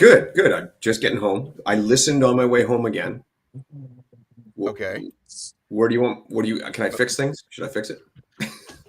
Dave, I feel pain. It's so hard to listen to it and not be able to say anything. I know. All right. First off, you ready? I'm gonna go. Wait a minute. Does how many times does it involve making me wrong? Because that's usually what you come in and do is make me wrong. I don't know. Well, it's like shooting fish in a barrel, man. But so basically, Canadians set Canadian records. British set British records. Doesn't matter where it's done. Just like at the Olympics, if a Canadian runs the fastest Canadian time, it's a Canadian record. That's solved. Post whatever you want online as far as your accomplishments, as far as whatever you've done. Just don't mislead. So as long as you're telling the truth, I don't care. Like, let's say I went out there and I posted that I have the fastest Deca Atlas time for the 45 to 50 age-year-old. Great. That's accurate. I can post that. I can be proud of it. So whatever you're proud of, be proud of it. Just be accurate and don't try to fool people. What else we got? Unveiling carpets at Worlds is stupid.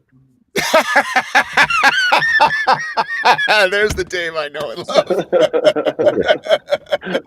I feel like we're in the around the horn segment at the end of the show when they used to do that, and the guy would come on and call out all their mistakes. This is what Dave is doing right now.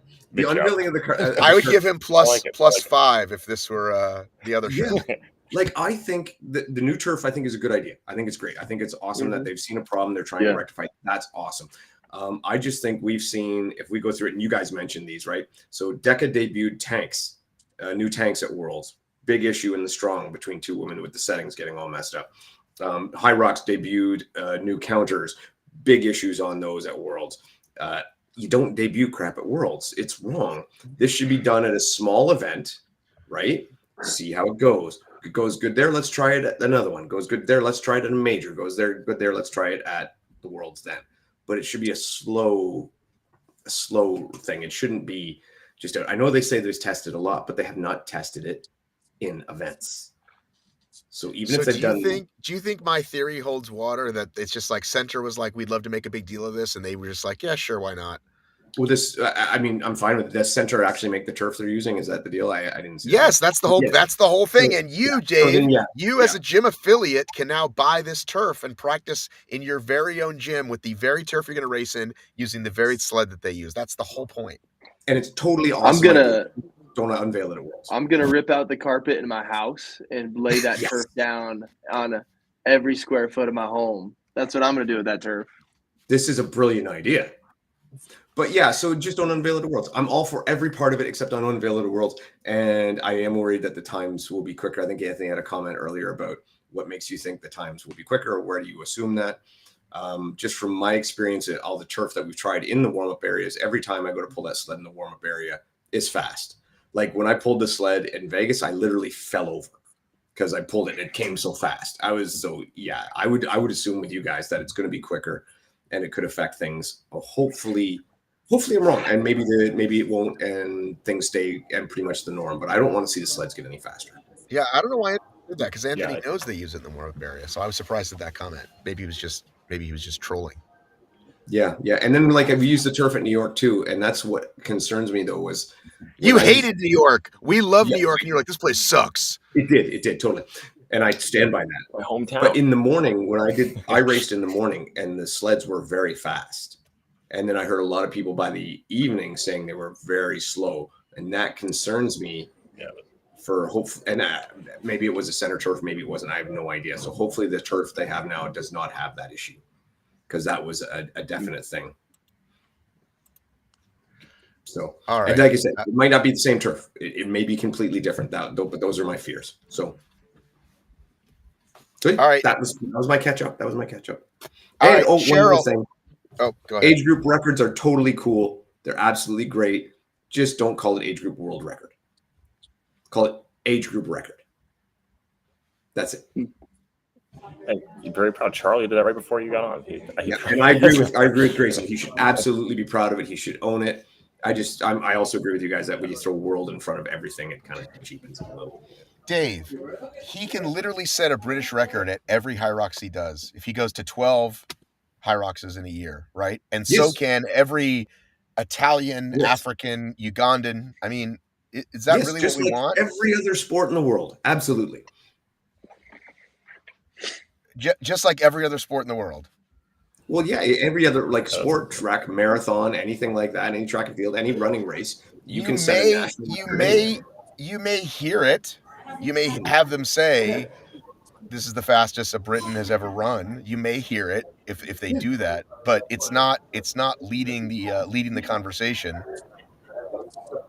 I think it is though. I think for in that space, it's just we're not in that space, right? Like we're not in the track and field space. So I think in the track and field space, those are huge conversations. Here's the problem. You guys are from America, and America does really, really well at a lot of sports. I'm from Canada. We do well at one. So anytime we get a record, that's an Asian record somewhere else, right? Like at the Olympics, we might come 10th in a running race, but set a Canadian record, and they make headlines about it. They talk about it. So yeah, I think it's okay.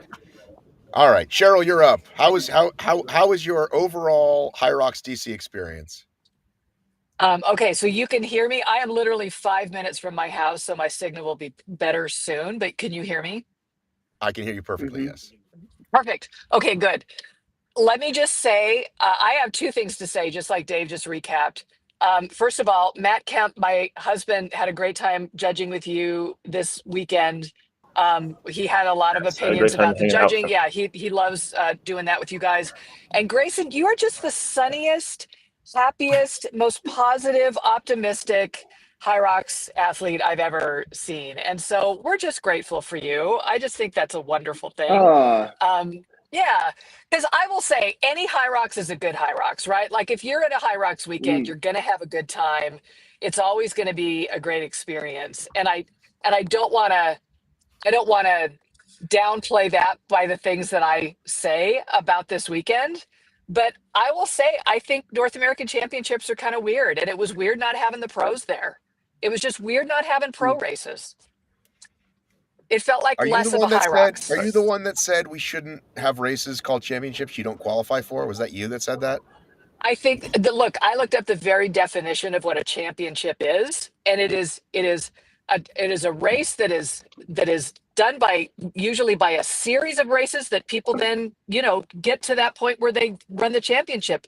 A championship is a race run by inherently winners. So this was an open race. It wasn't a championship in by definition, I think. Okay, so it was you. How can it be a championship when winners aren't competing? Question mark, question mark.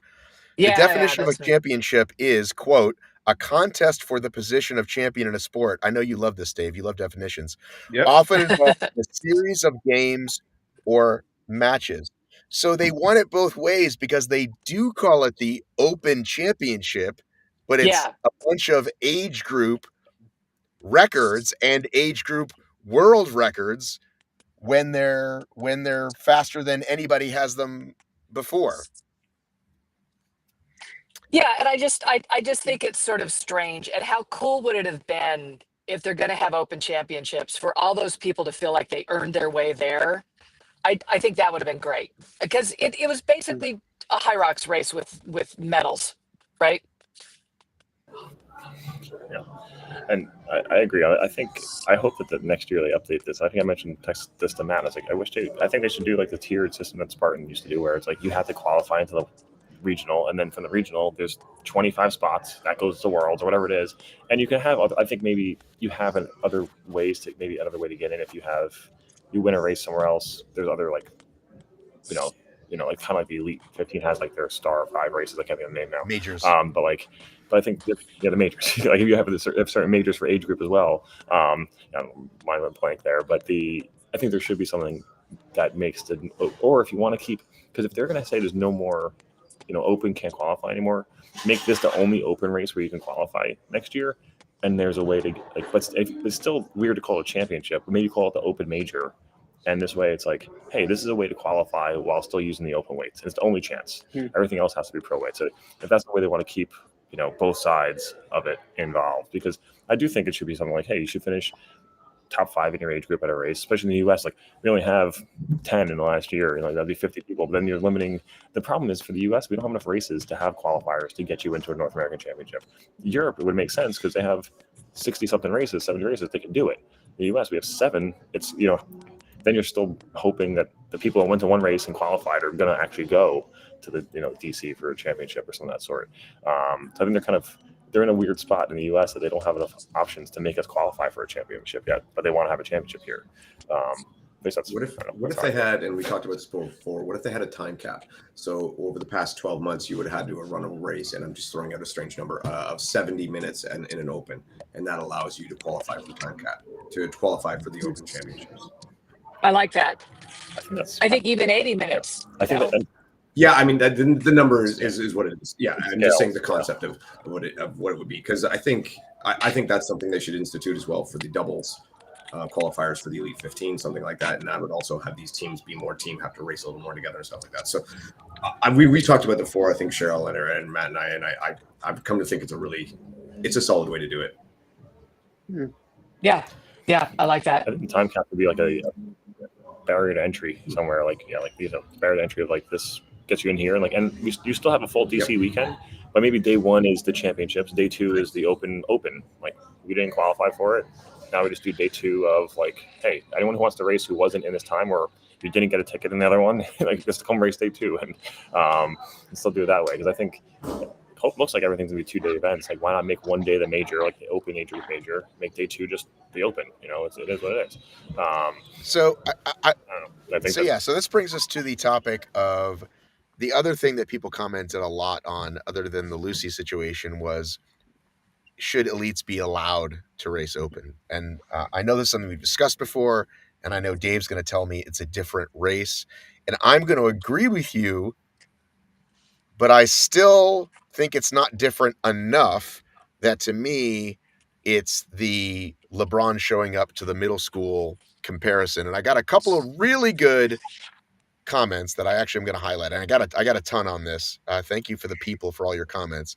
Let me pull up these two. Which one was the first one? I know you guys can't read this, but I can. Oh no, we're going to save that one. That's the second one.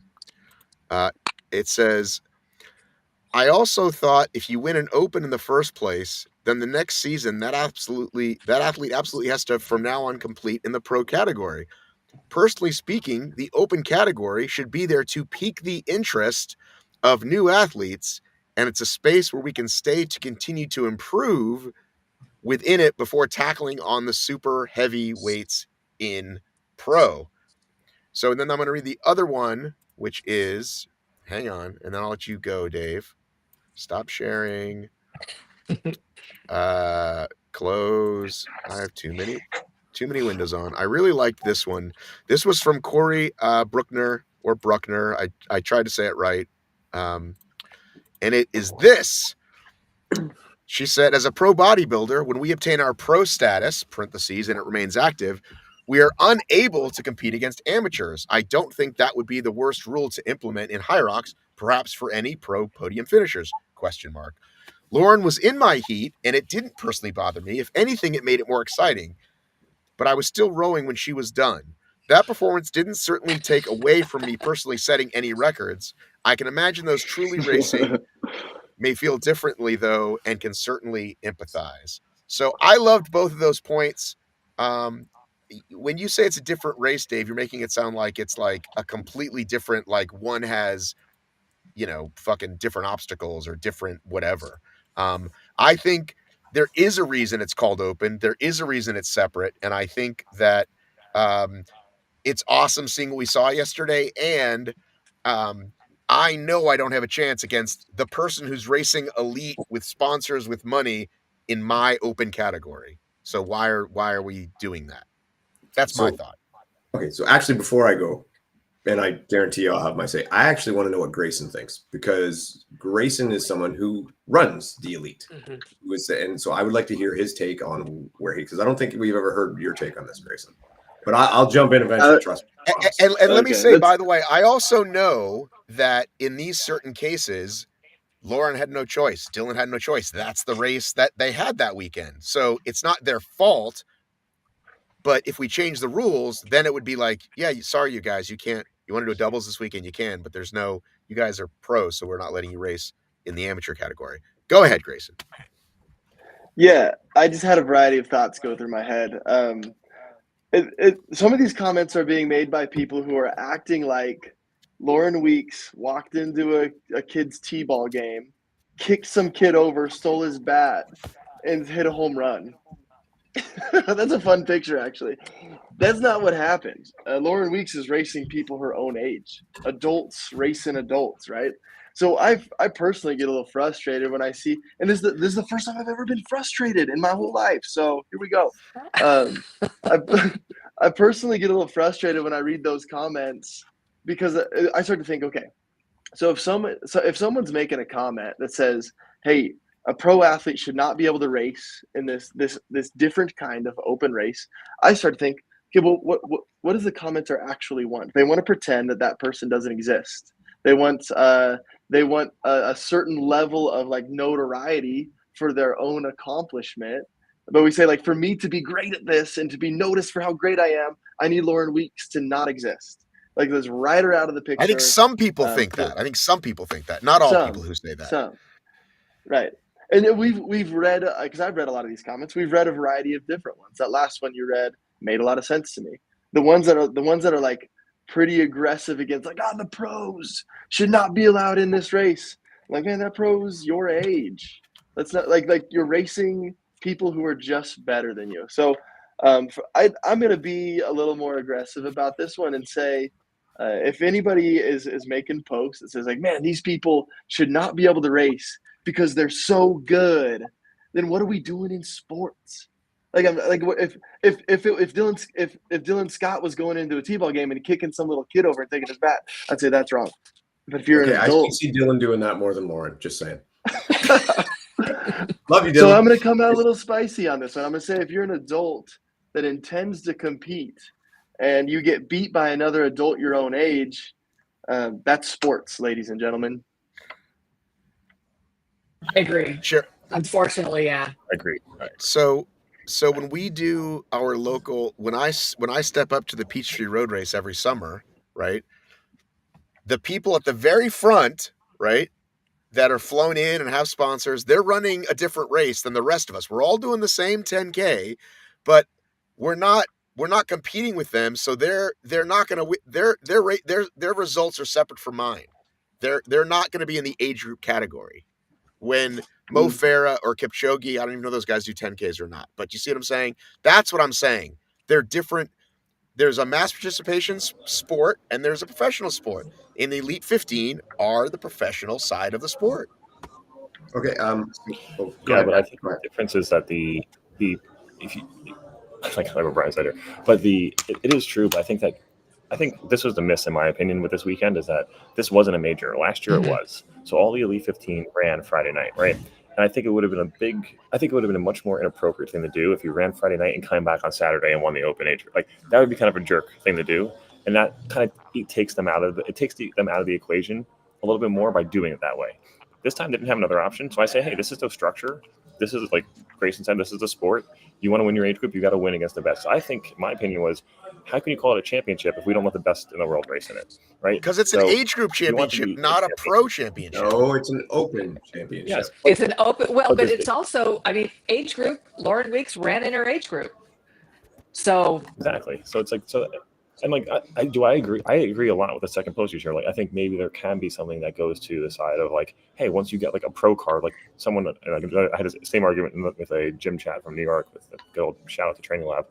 One guy was like, hey, it'd be like Tiger Woods going down to like a local tournament event and just kicking everyone's ass, right? It would be really weird for him to show up and just like do that. And I was like, but here, I think the other thing that Davis, me and you talked about was like, after the fact, you kind of look at posts on Instagram and say, well, looks like Lauren was probably sent by a sponsor. Looks like Dylan was probably sent by a sponsor. Like these athletes also have sponsor arrangements that they're going to honor.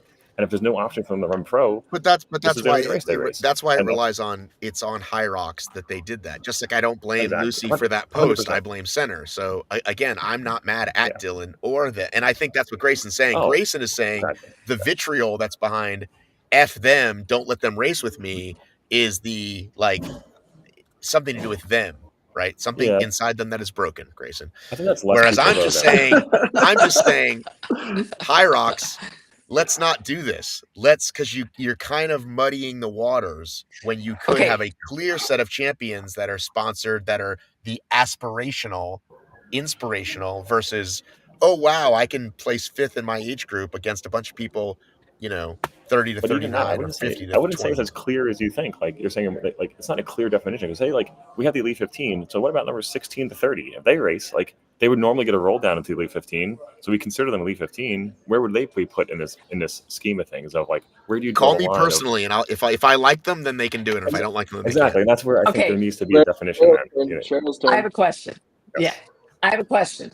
What if there really was a qualification into North American Championships where if you raced open and you qualified, then that's how you got in? And if Lauren wanted to go through the whole process, right, and that would take that right, it takes it right out, right? Then anybody can run open, and then you can decide whether or not you want to. Because Lauren's probably not, because she's got bigger fish to fry. I think that's a perfect solution.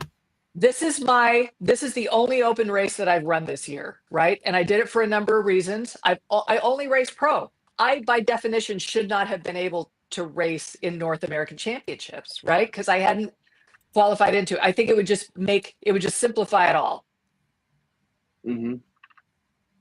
How did you do? Let the open people. Cheryl? I did fine.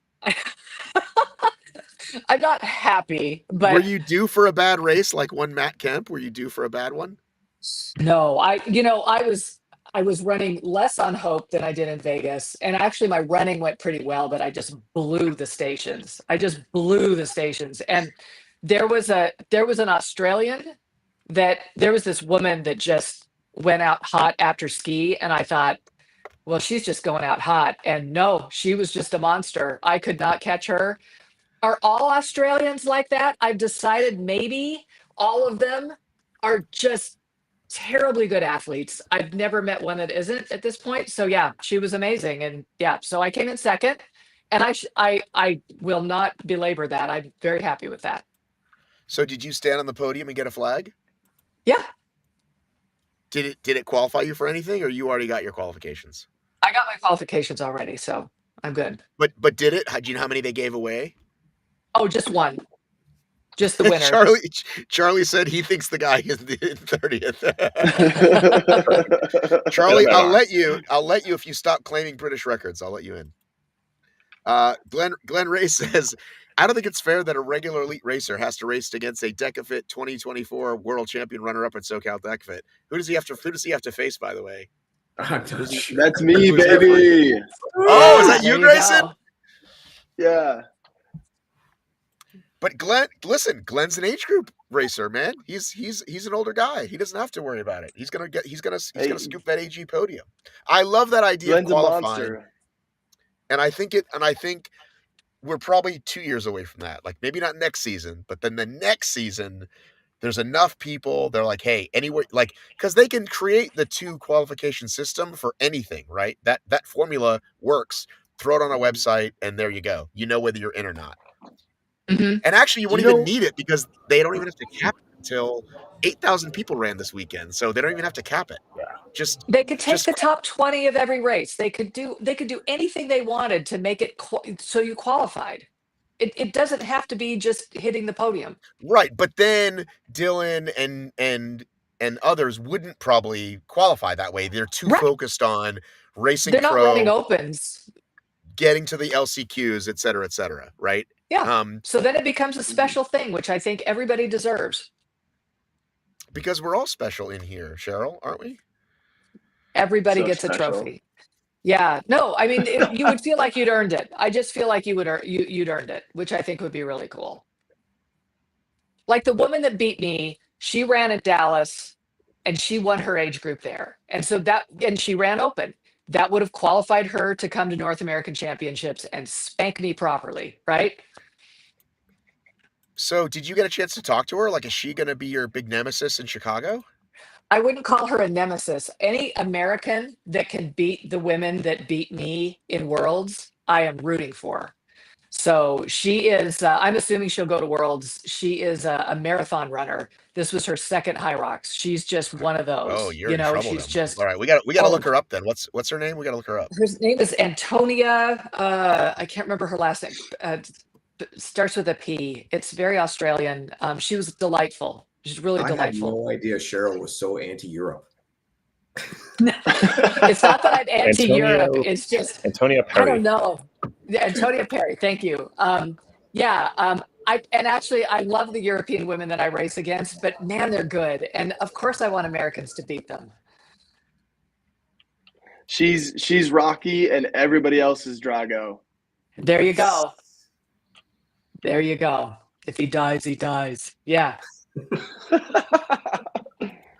Good job. Hey, We often you know have what? Rocky references here. That's a good one. Is this her? I think that's my fault. No. Good heavens, no. No, I was she gonna looks say, great. Who's that? speaking of- Wow. She's rocking that business pantsuit and She heels. really She's crushing is. it. I will say I was happy with the outfit that I picked for the race, and when I could not catch her, like I was always like 20 seconds behind her. It was so painful, and I just thought at least I'm happy with how I look, and so you got to go with something. What were we rocking, Cheryl? What did we go with? I had some new Brooks Hyperion Max shoes. I had some black shorts and a little green top, and I'm hoping they photographed well. So we'll see. We'll see. You got to take Are what you you guys can. hearing Cheryl as a little bit scratchy, Yeah. or is it just A me? little scratchy. Am I? Oh shoot. Okay. Is that any better? No. Let me just lose these. Hang on. Yeah, I fucking hate I hate those fucking cigarette butts in people's ears. All right. They always sound crappy. All right. How's this? Is that any better? Yeah, you hear the room more, but at least you're clear. All So right, let's talk sorry. about judging. Let's talk about judging, Matt. Hold How on. was it? I didn't get my final take, which I said I promised I would do. Listen, you're the last I would ever kick off. You were going to go later, but go ahead. Okay, so straight up, I agree with Grayson. I agree with Cheryl. I agree with Matt. Not other than that. The open wave, if you sign up for a HYROX, especially a championship in the open, it entitles you to a patch, not a podium. If you're worried about getting beat by better people in your age group, you're just gonna, it's just gonna happen. Maybe you're just not there. Not everybody is entitled to win. Not everybody's entitled to that podium. And back to your reference about stuff like Mo Farah showing up at local events and stuff. If Mo Farah and 3 of his friends show up at my local 5K and they're in my age group, that the 4th one wins the age group. And that's just the way it is. But that's what I'm saying. And they're not banned. They're not banned. I know specifically when I think about I can't remember her name right now, Bethany's friend who ran in the Olympics. I've seen her show up to local 10Ks. You can't ban them from the pros. If you make a different system where there's a pro card and so on and so on. But right now, the way the system is set up, it's a different race, and there's nothing wrong with Dylan, what Dylan did, what Tara did, what Lauren did. But your argument doesn't hold even water there, because Lauren was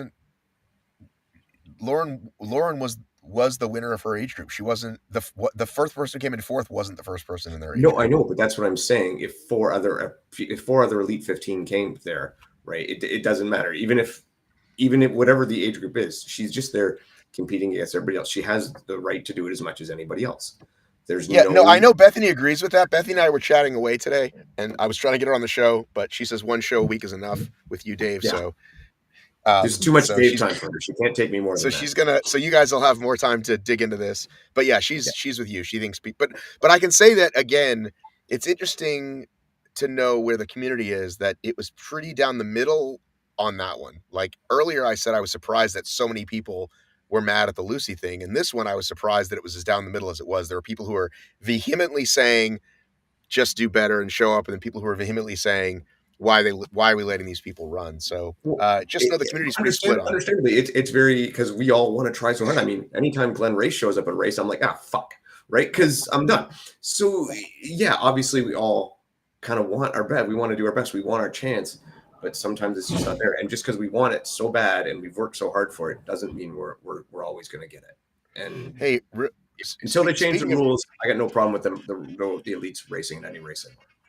Speaking of Dave, I was just looking because I was looking for another message. I just got this across my feed. It says, meet the panel. And if you come, you can meet Ugly Dave himself. That's me. April 27th. You know him. You've seen him repping those legendary Canadian red plaid shorts. Now he's bringing his expertise to train, fuel, learn. He is a diehard hybrid racer, a true master of movement. This is what I'm going to read at your funeral. Nice. And the biggest supporter of every athlete who steps up to the challenge. So you want to tell people quickly what this is? Yeah, this is a PFT going on April 27th. 27th. Kitchener, Ontario area, and there are a few of us doing little what you would call, I know, almost like TED Talks. So I'm going to be talking about rules and officiating and stuff like that, and how that understanding that and knowing the rules can help your HYROX performance. Cool. Okay. And by the way, it's an excellent venue. They set up in an indoor soccer stadium. It's a really good place. How far is it from your house? An hour. Everything's an hour from my house. Right. All right. Can we talk about judging now, Matt Kemp? How was your judging experience? You've done this before. You've been a head judge. It was a great transition from Dave to me. Actually, it's my first time as a head judge. I volunteered. Point to Matt Kemp, Grayson. Point to him. I wasn't sure if it actually. Oh no, I didn't know if that's how it actually worked, or if you had control of this, or if it was just. Oh, I do. I feel like we're on the Brady Bunch. Exactly. I was wondering if it was that kind of. Oh no, See, now you're the host. I hate that, don't you? Dave really hates it, so I don't do it to him. But I love it. Let's look at Grace's teeth. Don't look at my teeth. Look at these. We're looking at Katie's awards now. Yeah. Are those Katie's awards or your awards? Those are Katie's. I'm in her office. SEC championship? Is she an SEC champ? I say, yeah. Did she go to the Final Four? You looking up at right here? What's the plaque? Yeah. Or is that the Securities and Exchange Commission's plaque? University of South Carolina, baby. Oh, there you go. Oh, she's a cock. She's a gamecock. Let's go. Oh, we're looking at this is so funny that we're looking at this. Those are academic honor roll awards right there for the SEC. That's big time. That is. Nice job, I mean, Katie. to cut anybody off, but my laptop's at 4%. So if you want to talk judging, and I don't Let's have a go, charger, Matt. and my train's in 32 minutes. So Let's go. Let's go. Judging. Go. My first time as head judge. One, big shout out to everybody. Big shout out to Jacob. Me and Jacob were waving people around throughout the where to go for wall balls all day. Huge shout out to Youssef and this one guy, Simon. He came over from the UK for this one. He did both days, full day, and just like Legend. Simon's a legend over there. Yeah. So he walked 42 kilometers tracked on his watch, and he was like, if I just did 42 point something, it would have been a marathon. I didn't do it on Saturday. So I hope he's horizontal upside down right now, draining those legs out. But huge shout out to them, everyone out there. Like, honestly, being in the head judges chat, you just see a lot that you don't see otherwise, and you just see how much work is going on and how much is constantly being worked on. So just big shout out to everybody. Obviously, never gonna be perfect. I think that I felt like at wall balls we were doing a pretty good job. I would say the first morning crew we had was pretty good about like keeping people in shape. I'd say the afternoon crew of volunteers was more hit and miss. And in the evening, I was racing in the evening, so I wasn't really sure. The afternoon is just the most volume of people they get, but it's not the most quality, I would say. So like, and it's really, I'd say the part from being a head judge was interesting for me. It's like you just have to like kind of like really have to. You're not worried about, not that you're not worried about the reps, but you're worried about the volunteers. So you're managing the volunteers, and it's a trickle down effect, right? So like you're watching the volunteer, and if they're not no repping, you're going like, hey, you got to give a no rep here, like, and you have to no rep them, then show them how to use the iPad, show them how to no rep, and like then it's like you watch them for a few seconds, hope they do it, you walk away, you like turn around, they might not be doing it anymore. So it's your best chance at like, you know, do your best, obviously. And I think that the biggest thing is that some people, I forget who I was talking to about this.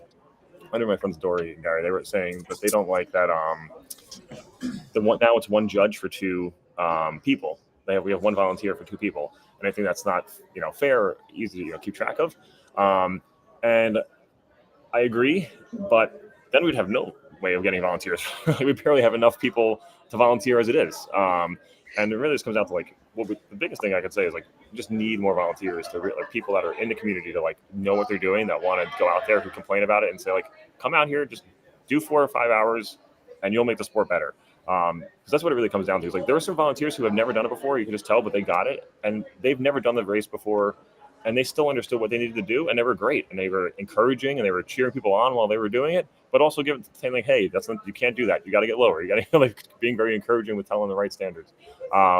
I will say outside of wall balls and burpees, I'm not sure how things went. So there were a couple times where I was looking over at lunges, and I was like, this person's not getting the full extension at the top. They're kind of wandering through, and like there's only one judge or two judges there.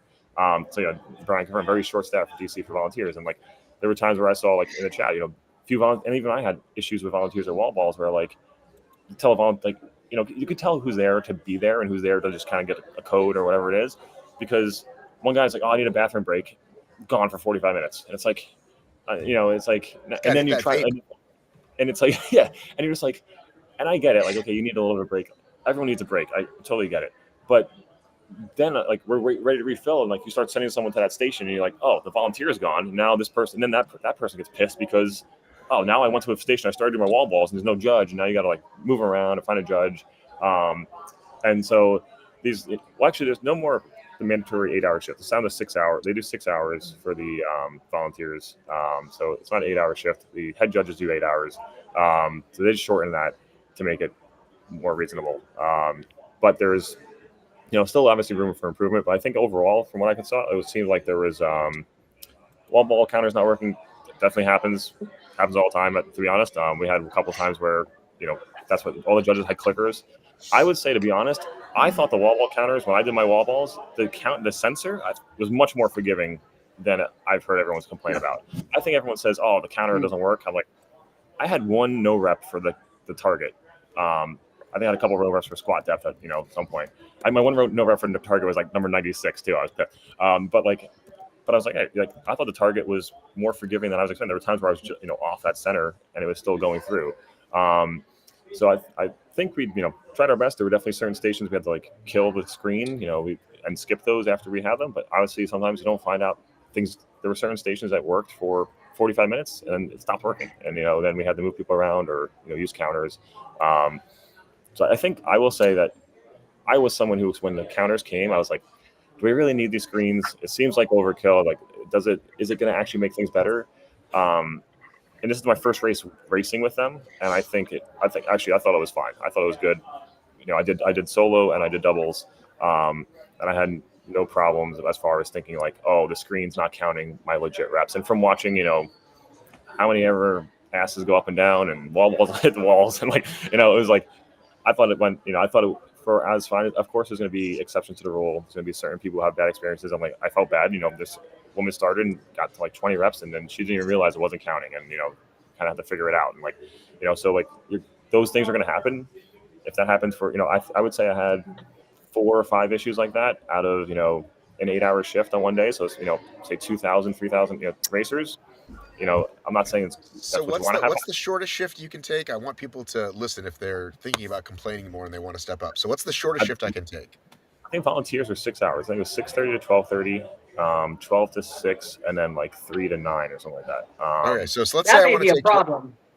And then let's say I want to take 12 to 6. If I want to take 12 to 6, it means I'm probably racing in the morning. Is there a men's race in the morning that I could do? I'm just speaking hypothetically, right?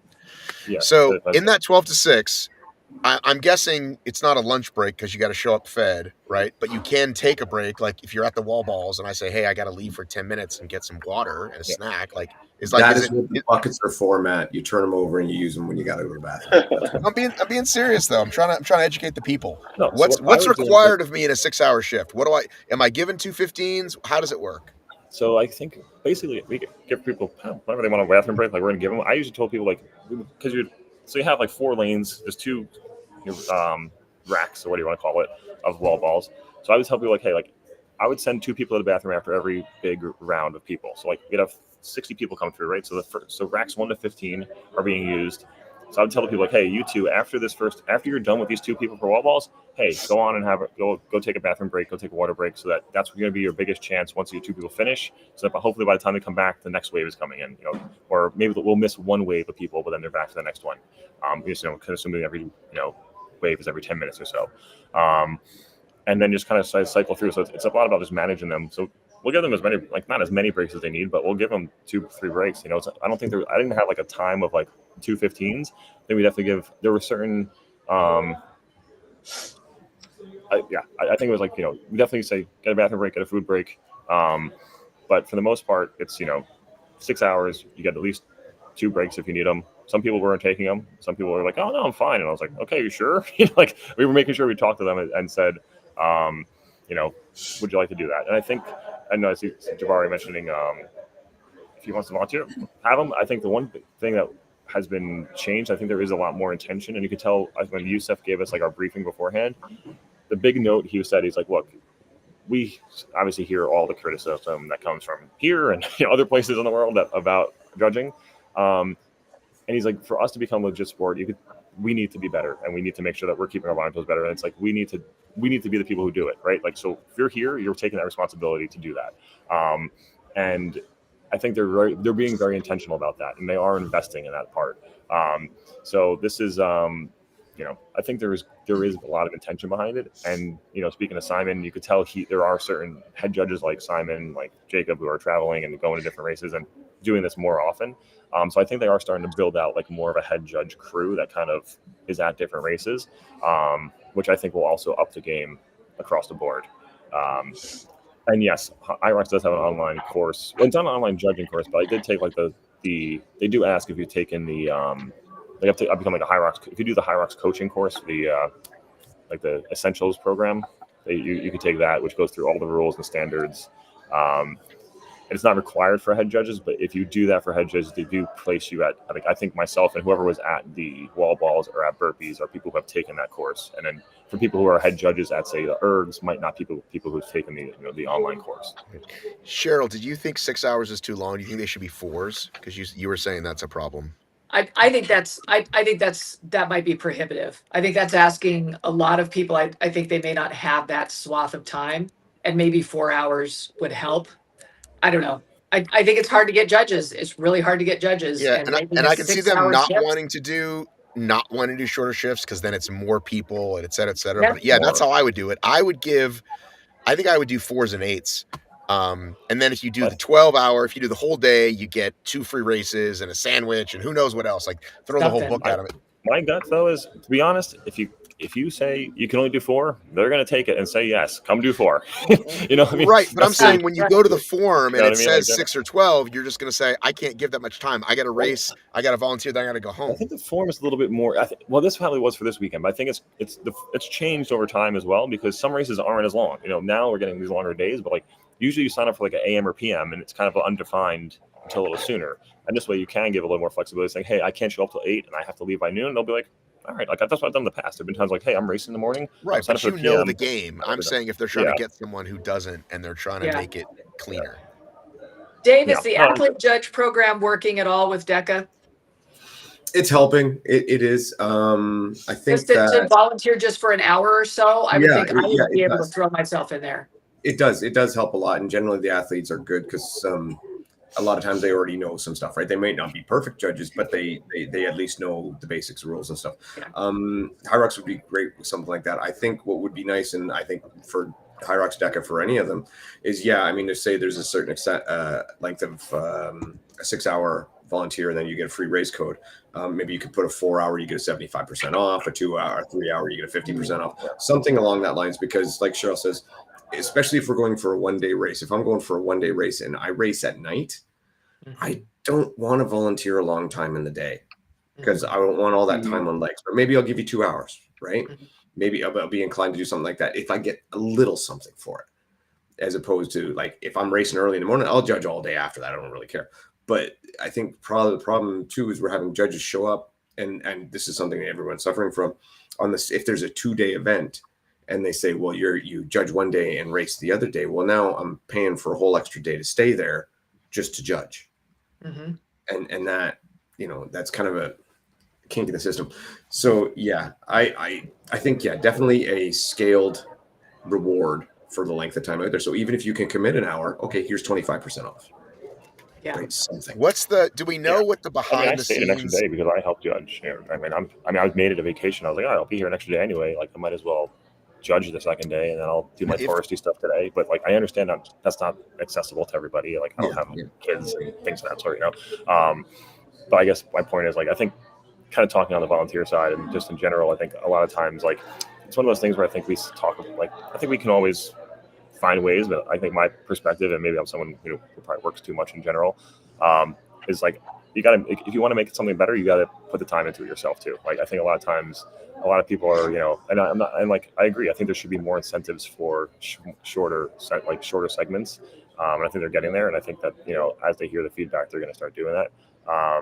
But that's where I think I see, like, the people who complain the most on, I think are not us. I think we are the ones who are out there getting it better. The people who are out there complaining the most are the ones who, walk in and say, well, I paid good money for this. And it's like, well, so do we, all of us, and, I'm putting extra time in my day to try to make this better. So like, I'm here to take the feedback and hear about it. I want to know if you've heard, Cheryl, from your husband or Matt, or if Brian's still around, is if it's somebody's job who works with the affiliates, let's say, to be like, hey, we're coming to Atlanta. Let me DM 30 gyms and say, we really need some help. Can you reach out to some of your members? And again, they get the same perks that anybody would. Like, I'm not saying have them do it for free, but like, hey, do you think you can get us 5 judges for this weekend? And like, or in 3 months, like, that's what I think I would do. And because those people might not even know. They might just be like, yeah, I'm showing up to the race. And like, oh, you guys need judges? Yeah, I'll help. I gotta run, so I'll see you guys. Yeah. Bye, I gotta Thanks, go. Matt. Bye, Matt. All right, we'll wrap this up. See, Matt, Cheryl, can I say one thing to Cheryl before I go? Oh, and Matt, I've got so much to say about this, so we may need to revisit this sometime. Okay, I have a lot to say about this. I want to say one thing to Cheryl about Cheryl. Cheryl's husband is like the most underappreciated dude in hybrid racing. The guy's everywhere doing everything. Take care, everybody. Gotta roll. Bye. Thanks, Dave.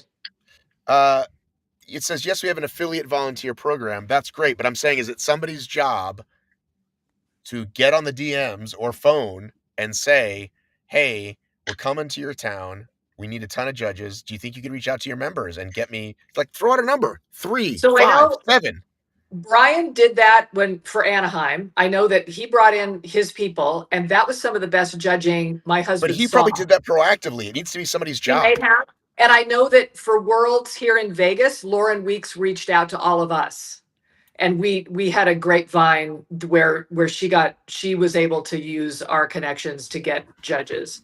And so I think that helped. I don't know how people were who people were getting in Washington D.C. I saw a lot of problems with the current system, and I know we're out of time. We're not out of time. Cheryl, I brought you on as a valued member of this show, as someone who was at the event this weekend. I mean, you could let me grab another tea. That's what I could use, and you could get some positive vibes from Grayson. Okay. I just noticed now Grayson that there's only three of us. Now there's only three of us. Look how giant my head got. All of our heads got bigger. Giant. big. If you want to get some more caffeine, I can tell Grayson about my husband's experience and our conversation on the plane coming home. So Okay, tell me that. Yeah. Tell me that, and then I'll go. take off. I got to take off when Matt gets back. So start with me, and then Okay. we'll pass it to Matt. Cheryl and I I'm are ready. pulling all-nighter. Cheryl and I are going to break the world Okay. record. So he ready. has been famously a wall ball judge probably for the last several years. That's usually where they put him, is he's a head judge for wall balls. And with these Cool. new screens, what has happened is that he's noticed a difference in as much as he used to be a head wall ball judge and was actively involved in judging the participants that came through. He loved interacting with the athletes. He loved being able to help them succeed. People who would come through and have issues with the stations, he would help them get it done and feel like they had done it right. And he just really, really enjoyed that. Now these screens are up, and you've got these kids with iPads standing 3 feet behind two athletes, and he's just directing traffic. They just give him the little airplane things, and he's just moving. And he's not having as much fun, right? He's not able to interact with the athletes, and all he's doing is what Matt Kemp was saying, which is noticing that the actual judges are not judging. And they're just standing there with their iPads, watching the screens count, and people are just doing whatever. Hiller just posted a terrible video of something that happened this weekend, and the kid's just kind of standing there watching it, right? Like he's not doing anything about it. And I know for a fact, I was going through the wall balls and I had some goals and I knew what I wanted to do. And I cannot do unbroken wall balls, even with open weight, especially because I'm really working hard to go to full depth and I want to do a good job, right? And I stand there taking my breaths in between sets that I'm getting my wall balls done. And I'm looking around the whole venue there. And I see 70% of people not going to depth, right? Just kind of knocking it out. And I'm not necessarily faulting them because I do know that you don't know you're not going to depth. That's kind of what a judge does. Is they help you know how deep to go. And so they're just rolling along. And there are people afterwards saying, I went unbroken. And I'm thinking, yeah, I'd go unbroken too if I did quarter squats, right? Like it's not hard to do when you don't do the effort. And I had to really kind of come to a conclusion about, all right, who am I as an athlete? And do I want to take advantage of the system and know that I'm not going to be called out for it? Or do I want to do the work that I'm here to do? And I ultimately made the decision that I was there to do the work. And so I didn't do it. But so I think these screens, what do screens do? They remove us from the situation. They kind of make us sort of observe. And I feel like that's happening a lot with this. And so, here Yusuf's making these big speeches that we want to have the sport look legitimate. These screens aren't helping. Wow, that's quite a perspective, and I can see. Sunny. No, I can. It's not optimistic. No, I hear what you're saying. Though I think we've all seen it. For some reason, my mind always goes to when I think about like systemic issues. My mind goes to like, what am I going to do today? And I think you answered that question for yourself. You asked, what kind of person do I want to be? You're going to be the person that does the work, and maybe it's overly optimistic, but I think like, okay, if we all just do what Cheryl's doing and commit to doing the work, we're going to nail those wall balls. That can be infectious throughout our athletic community, but also very valuable if the judges say they're going to do the same. Now, The tricky thing is I hear exactly what you're saying. I've had athletes tell me like they're going into wall balls, they're running, and they're like they'll say literally from the running track across the fence, they'll be like, "Coach, I can't feel my legs." And then I don't know how many times, everyone that's watching this show or is going to watch it later knows has had a moment athletically where you watch a video back of what you're doing, like that's what I look. Yeah, you don't know. There goes Grayson. So that was not over. me. I did not kick him out. All right, But Jen he was trying to Stagnoli. put. Hang on. Jen Stagnoli said affiliate reps reached out, but they were looking for a commitment of 8. I guess she means hours. Hard Okay. when a ton of your members are doing the event and no times are out for heat. So yeah, so this is It's the growing really hard. pains they need to Yeah. say. Give us Because a we 4. could get more athletes, and they would hold the standards better than what these volunteer judges are doing. Well, and here's the thing. But here's the thing, Cheryl. If my coach, who I love, is like, hey, can you help HYROX out? It's like, you know what I'm saying? It's like they're doing the work for you. They're enrolling them for you. You see what I'm saying? Mm-hmm. They're not just helping HYROX out, they're helping their judge out. You see, their coach out. Their coach, yeah, right. You see what I'm saying? Like, hey, a bunch of us are gonna be there. We're gonna rep our crew. We're all gonna cheer each other on, but we also need some volunteers. Can you help? That's how I would do it. I would enroll the affiliate leader, the affiliates, and have them do the work for you. That's how I would do it. Yeah, it's clear. I can't remember the last time that I've had a judge that I am certain is an athlete, that I'm certain has ever done this before. And it'd be really nice to have somebody who understood the standards and who was engaged with the All right, process. so I feel like half of them are just, I don't know.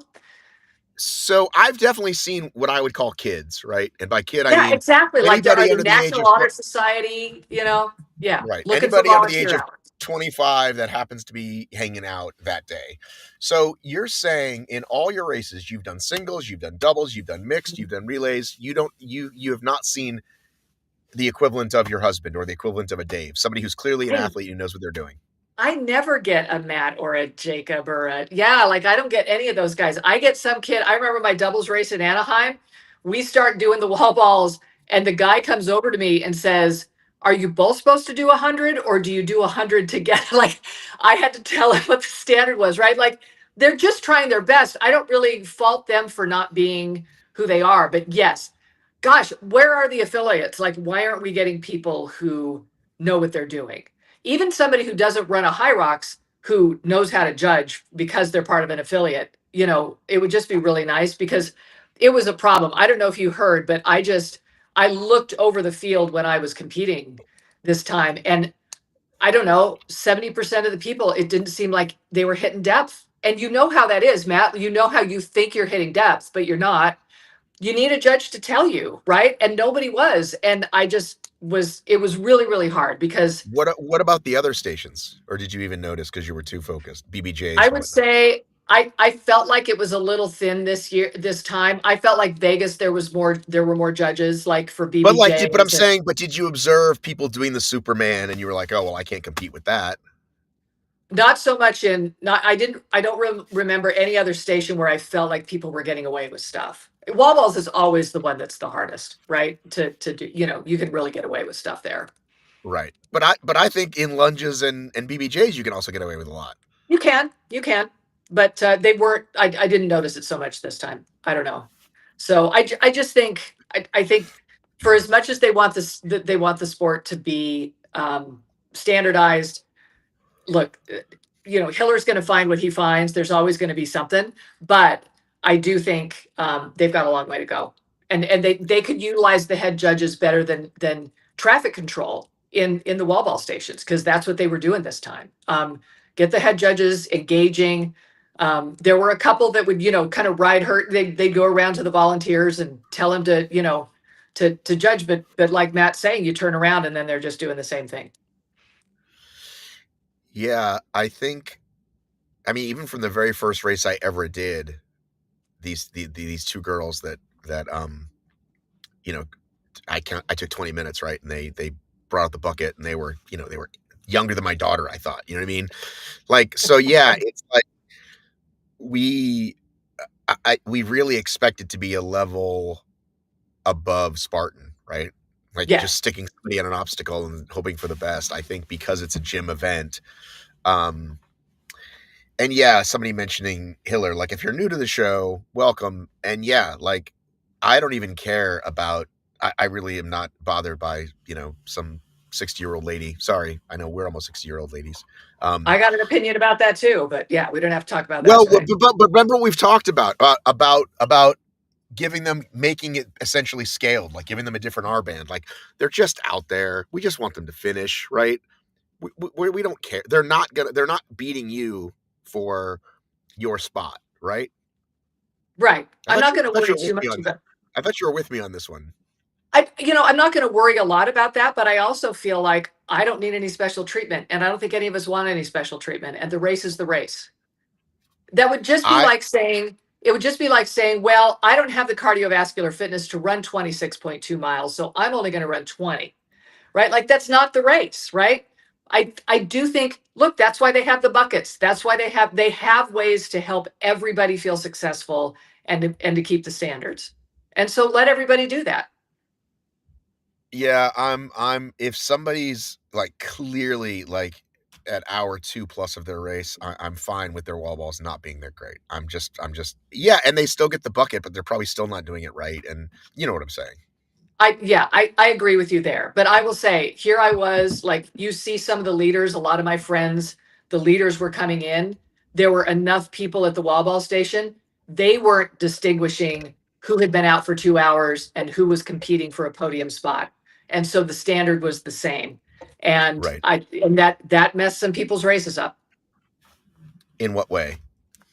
They missed out on a podium spot because somebody else wasn't keeping the standard and got across the finish line earlier. Because it is really easy to do unbroken wall balls when you don't get depth, right? Correct. And that happened to some of my friends, right? So yeah, it's tough.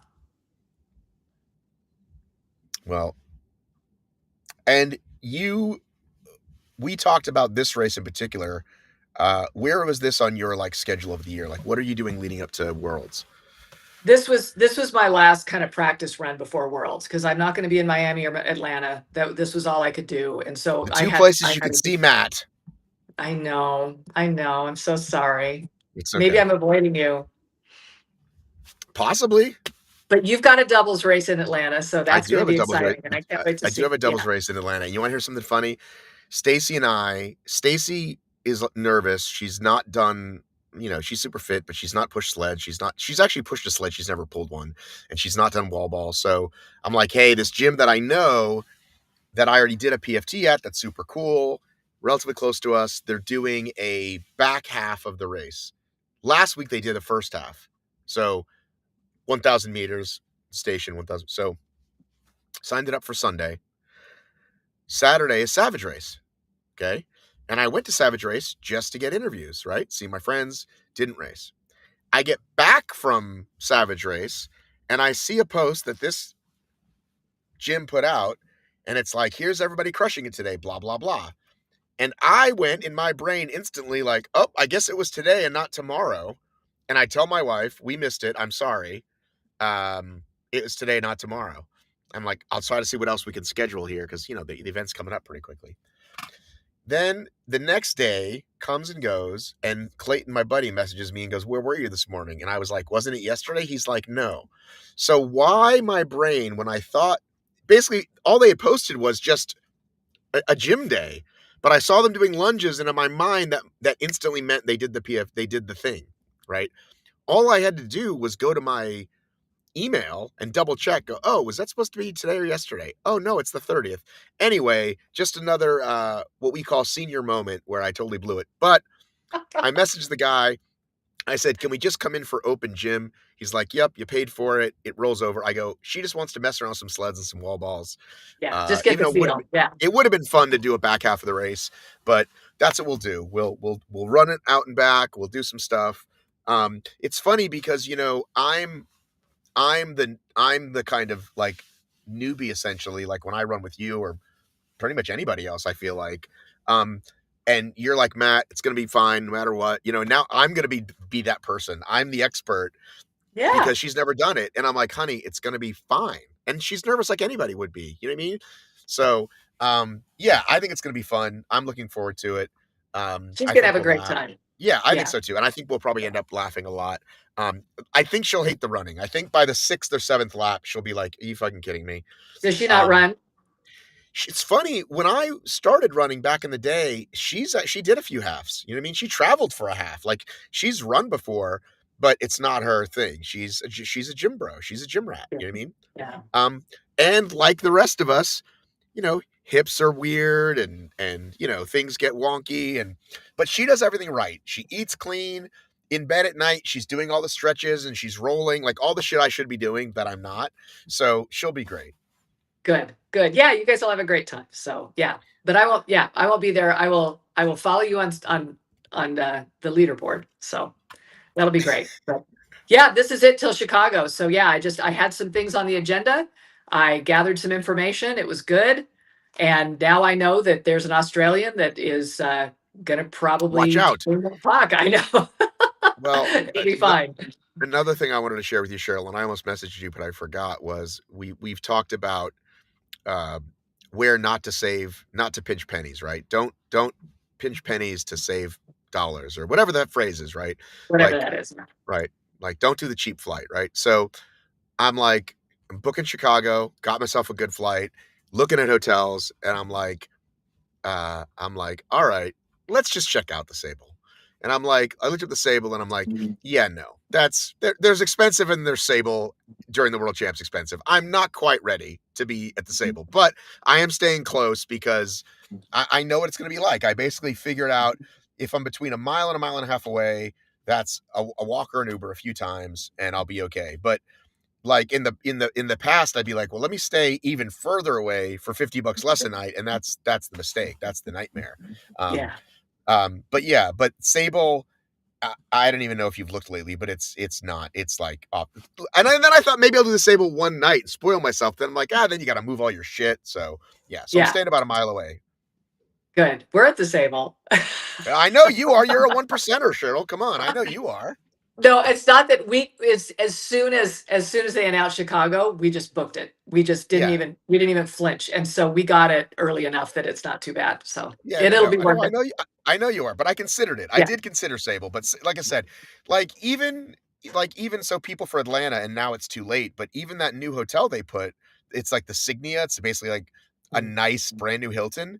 They jacked that thing up and it's like $350 a night. It's like, I don't need to spend that much. You know it's nice. It's really nice because it's such a grind, right? Going back and forth. But you're right. I think if you're close enough, you'll just come in, spend the day, go back. You won't have to go back and forth so much. Well, I might, because they're long days. You know what I mean? And I might. But you'll I also might stuff in our room. It'll be fine. Yeah, I might find a friend that lets me nap in their room. Who knows? Exactly. I mean, maybe not you guys, but maybe somebody. But yeah, Atlanta, because people have asked me. There's a bunch of hotels that are within a mile-ish, just like most of these cities. Quick update, though, for those who are coming to Atlanta. JK and I are planning a shakeout. I knew I was going to do a shakeout for a long time, but then I was talking to that guy, Nick from Proven, and he's like, hey, I think a bunch of us might be there from Proven, Tia and whatnot. Tia, I don't think it's going to make the shakeout, but JK will be there. Maybe Joanna, maybe some other people from Proven. So be on the lookout for that announcement. I love that our sport is still small enough that you can go on runs with these people. You know, yeah, right. Lauren cool. did one. Lauren did one in DC. Did you go on it?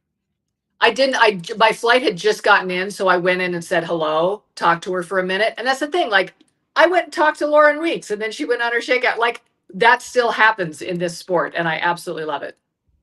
Why didn't you come with us to the Puma shakeout in Vegas? Just because you were like, fucking, I'm not coming in town until I have to. I didn't want to. Yeah, I didn't want to come all the way into town. This is a long drive. You don't want to be a little more than a mile away from your, the venue. I was like, it's going to take me 45 minutes to get in there just to run down the strip. Ooh, I don't want to do that. Right. Plus, you might have to find another fob.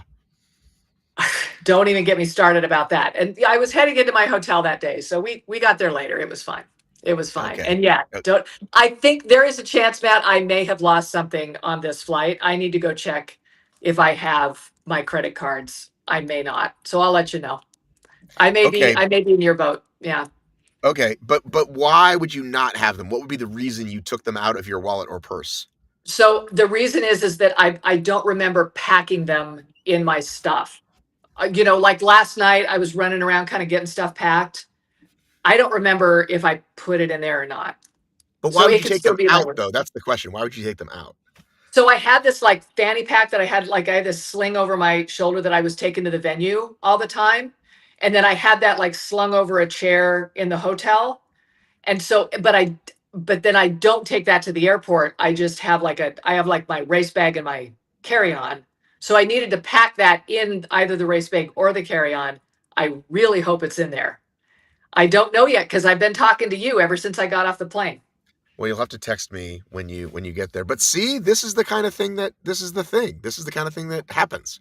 It's the worst. No, my life just came apart this weekend. I was way too busy. So it was good though. I had a great time. Really good time. All right. Well, I'm glad you made it. I think because this episode was so bloody long, maybe I'll break it up into 2 episodes for the podcast. Definitely you should. The poor people. You think 2 hours is too long? Don't tell Race Brain that. They love a long episode. You know what? Look, when I have stuff to listen to, I don't mind that. So people are probably going to be fine, but do what you want. All right. I don't want to start a whole nother conversation, but it'll be for next week. Did I ask you if you're watching Severance?